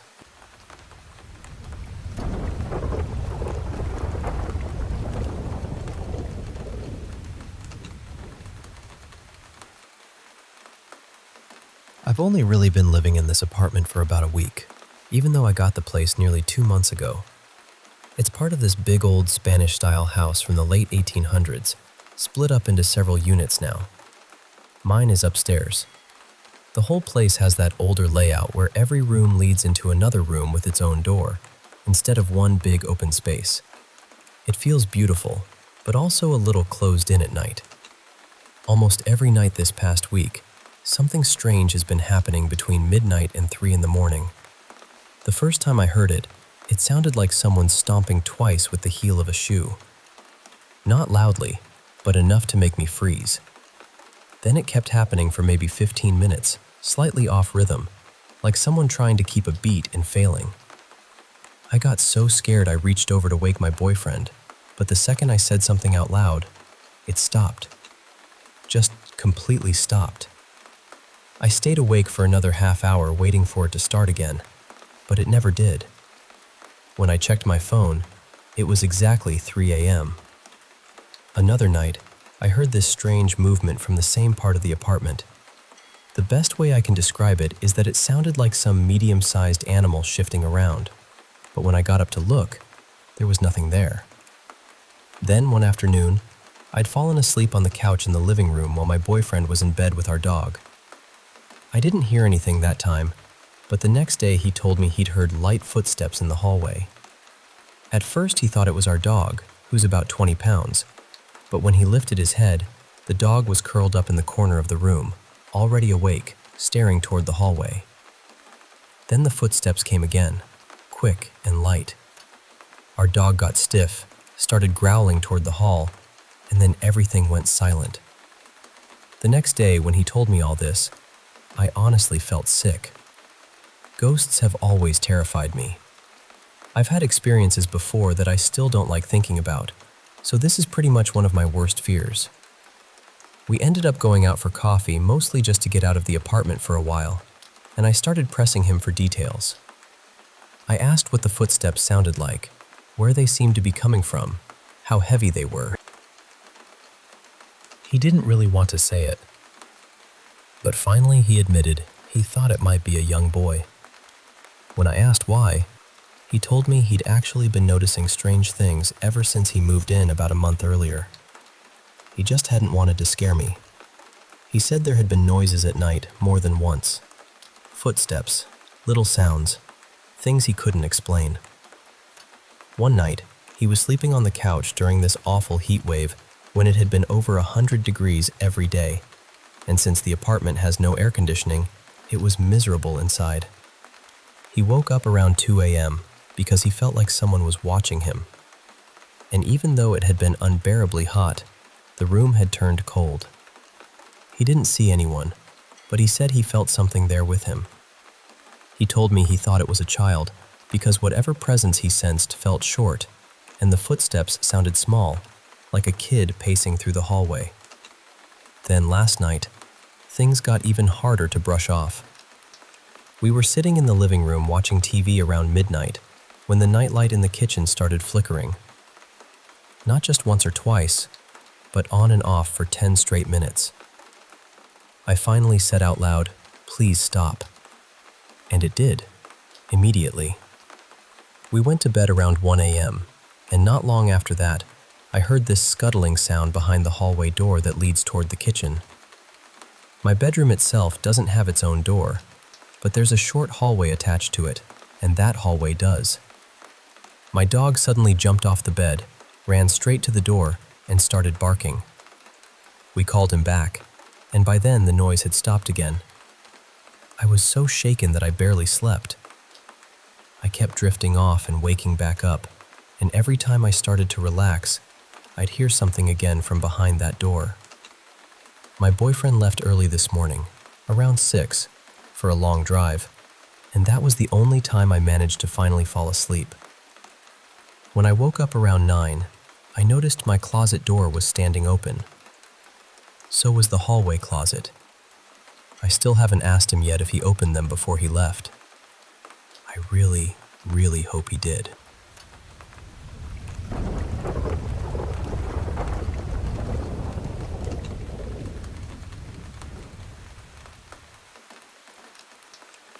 Before I get into the strange part, I should say this first. I was incredibly close with my grandmother, Mara. We spent so much time together, especially in the last few years of her life. Then I went overseas for 6 months, and she passed away just days before I was supposed to come home. When I finally got back, it was late, around 2 in the morning. The airport was closer to my grandmother's house than my own place, so I stayed there that first night. My sister, Elise, her husband, and their baby were there too because of the funeral. The service had already happened, but they had delayed the burial so I could be there. I had been traveling for more than a full day, and I was completely wiped out. I went straight upstairs, dropped my bags, and fell asleep almost immediately. I didn't wake up until well into the afternoon. Upstairs, the house had this long hallway layout. There were 2 bedrooms on either side of the stairs, and then one more room at the very end of the hall. Elise and her family were staying in the room on the left, and I was in the room at the end. When I finally came downstairs, my brother-in-law looked at me and said, "You're up early." I remember staring at him, confused, and saying, "What are you talking about? I haven't been out of that room since I got here." He said that earlier that morning, he'd heard someone downstairs in the kitchen, moving around, opening things, just making the kind of sounds a person makes when they're awake before everyone else. Since Elise was still in bed next to him, he assumed it had to be me. I didn't think much of it at first. The house was old, full of creaks and settling noises, and I was too tired to read into it. But then Elise spoke up. She told me she'd been awake very early to feed the baby, and while she was up, she heard movement in the hallway. She thought it was me too, so she stepped out, expecting to see me there. Instead, she said she saw something she still couldn't really explain. She called it a shadowy glow, which honestly sounded odd to me too, but that was the phrase she used. She said it moved quietly down the hallway and toward the room where I was sleeping. My door had been closed, so she said it just seemed to fade when it reached it. I got emotional right away.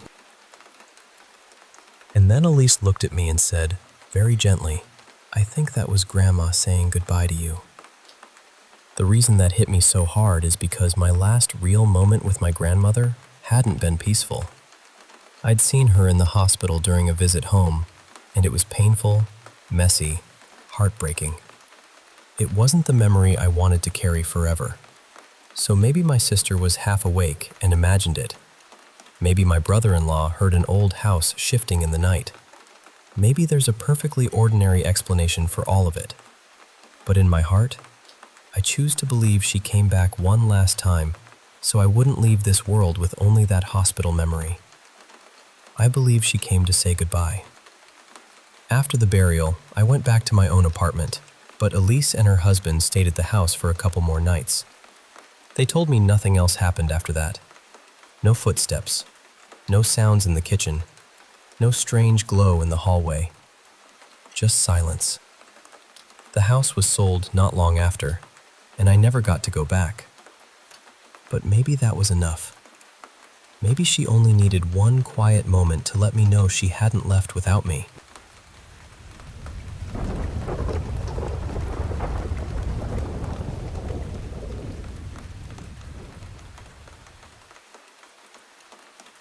I work in a dental practice that's spread across 3 floors, and lately, a few things have happened that none of us can quite explain.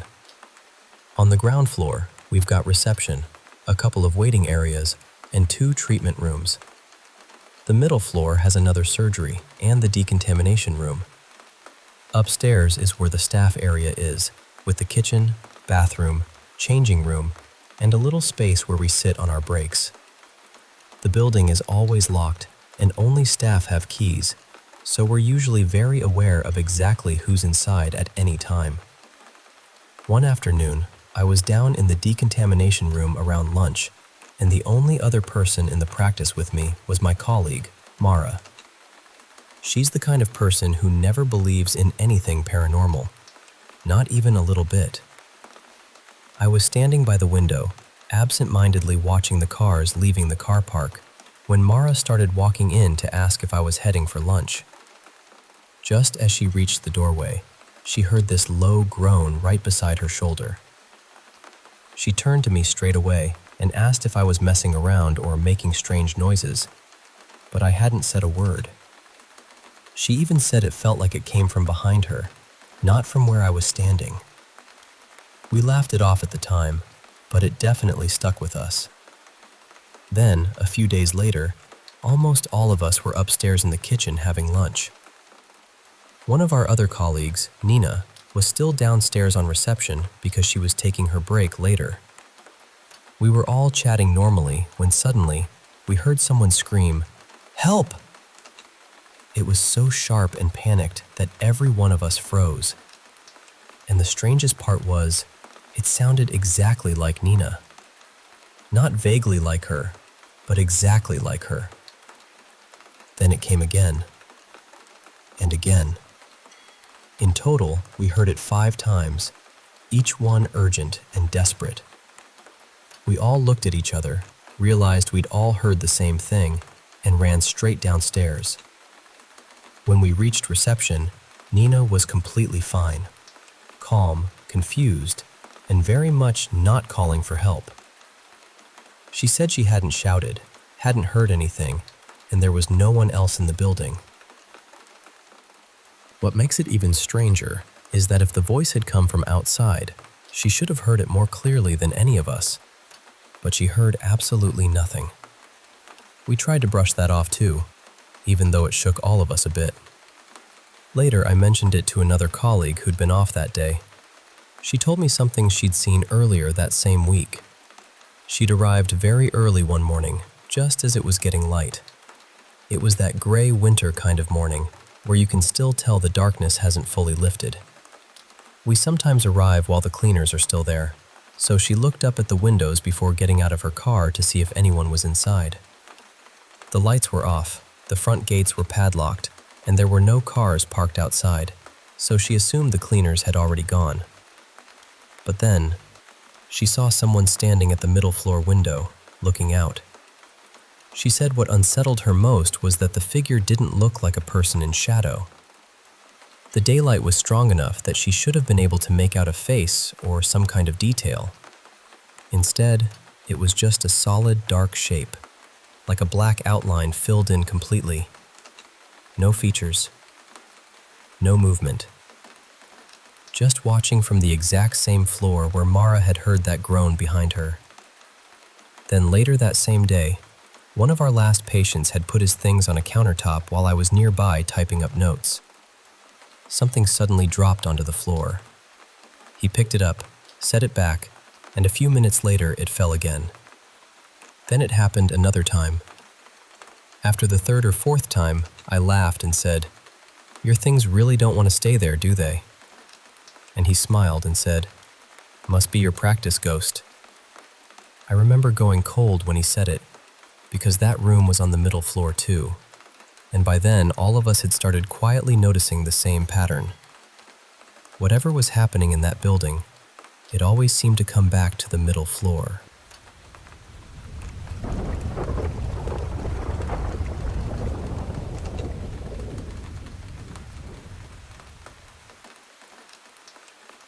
You know, when I was younger, my family moved into this incredible old California house that felt like it had been built for parties and long summer nights.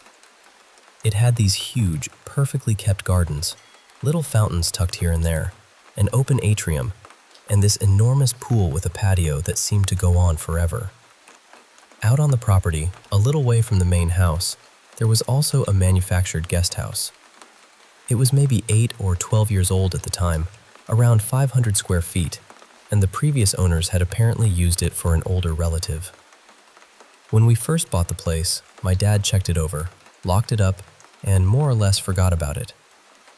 Inside, it had a small kitchenette, a full bathroom, and a washer and dryer that still looked fairly new. No furniture, no decorations, nothing.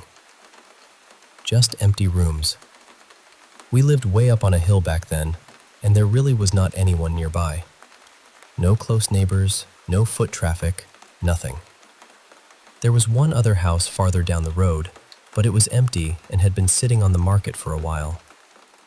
Then, one summer night, our washer in the main house quit working. And with a family that big, laundry does not politely wait for a repair appointment. So my dad decided to carry a load down to that little guest house and use the washing machine there. It was an older, top-loading Whirlpool, the kind with the heavy lid.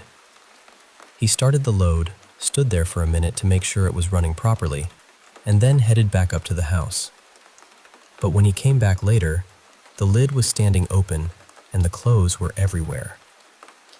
Not just spilled out near the machine, but scattered across the floor like somebody had grabbed them and flung them around. At first he thought maybe the washer had somehow malfunctioned, but that did not really explain how the clothes had ended up so far from it. That was the moment he got uneasy.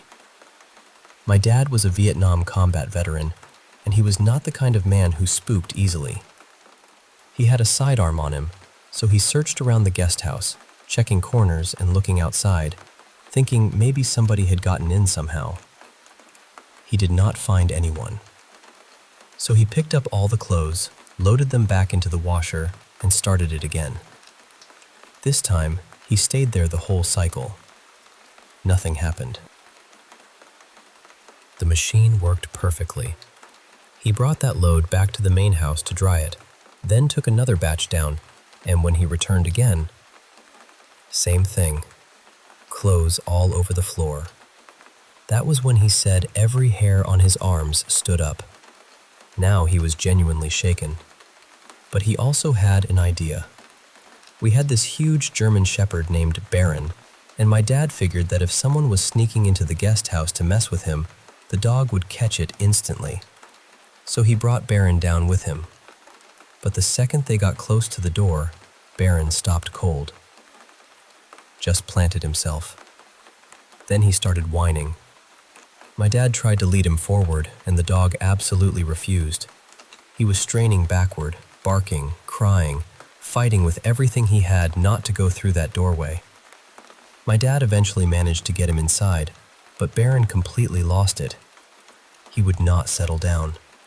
He just kept barking and whining like something in there had terrified him.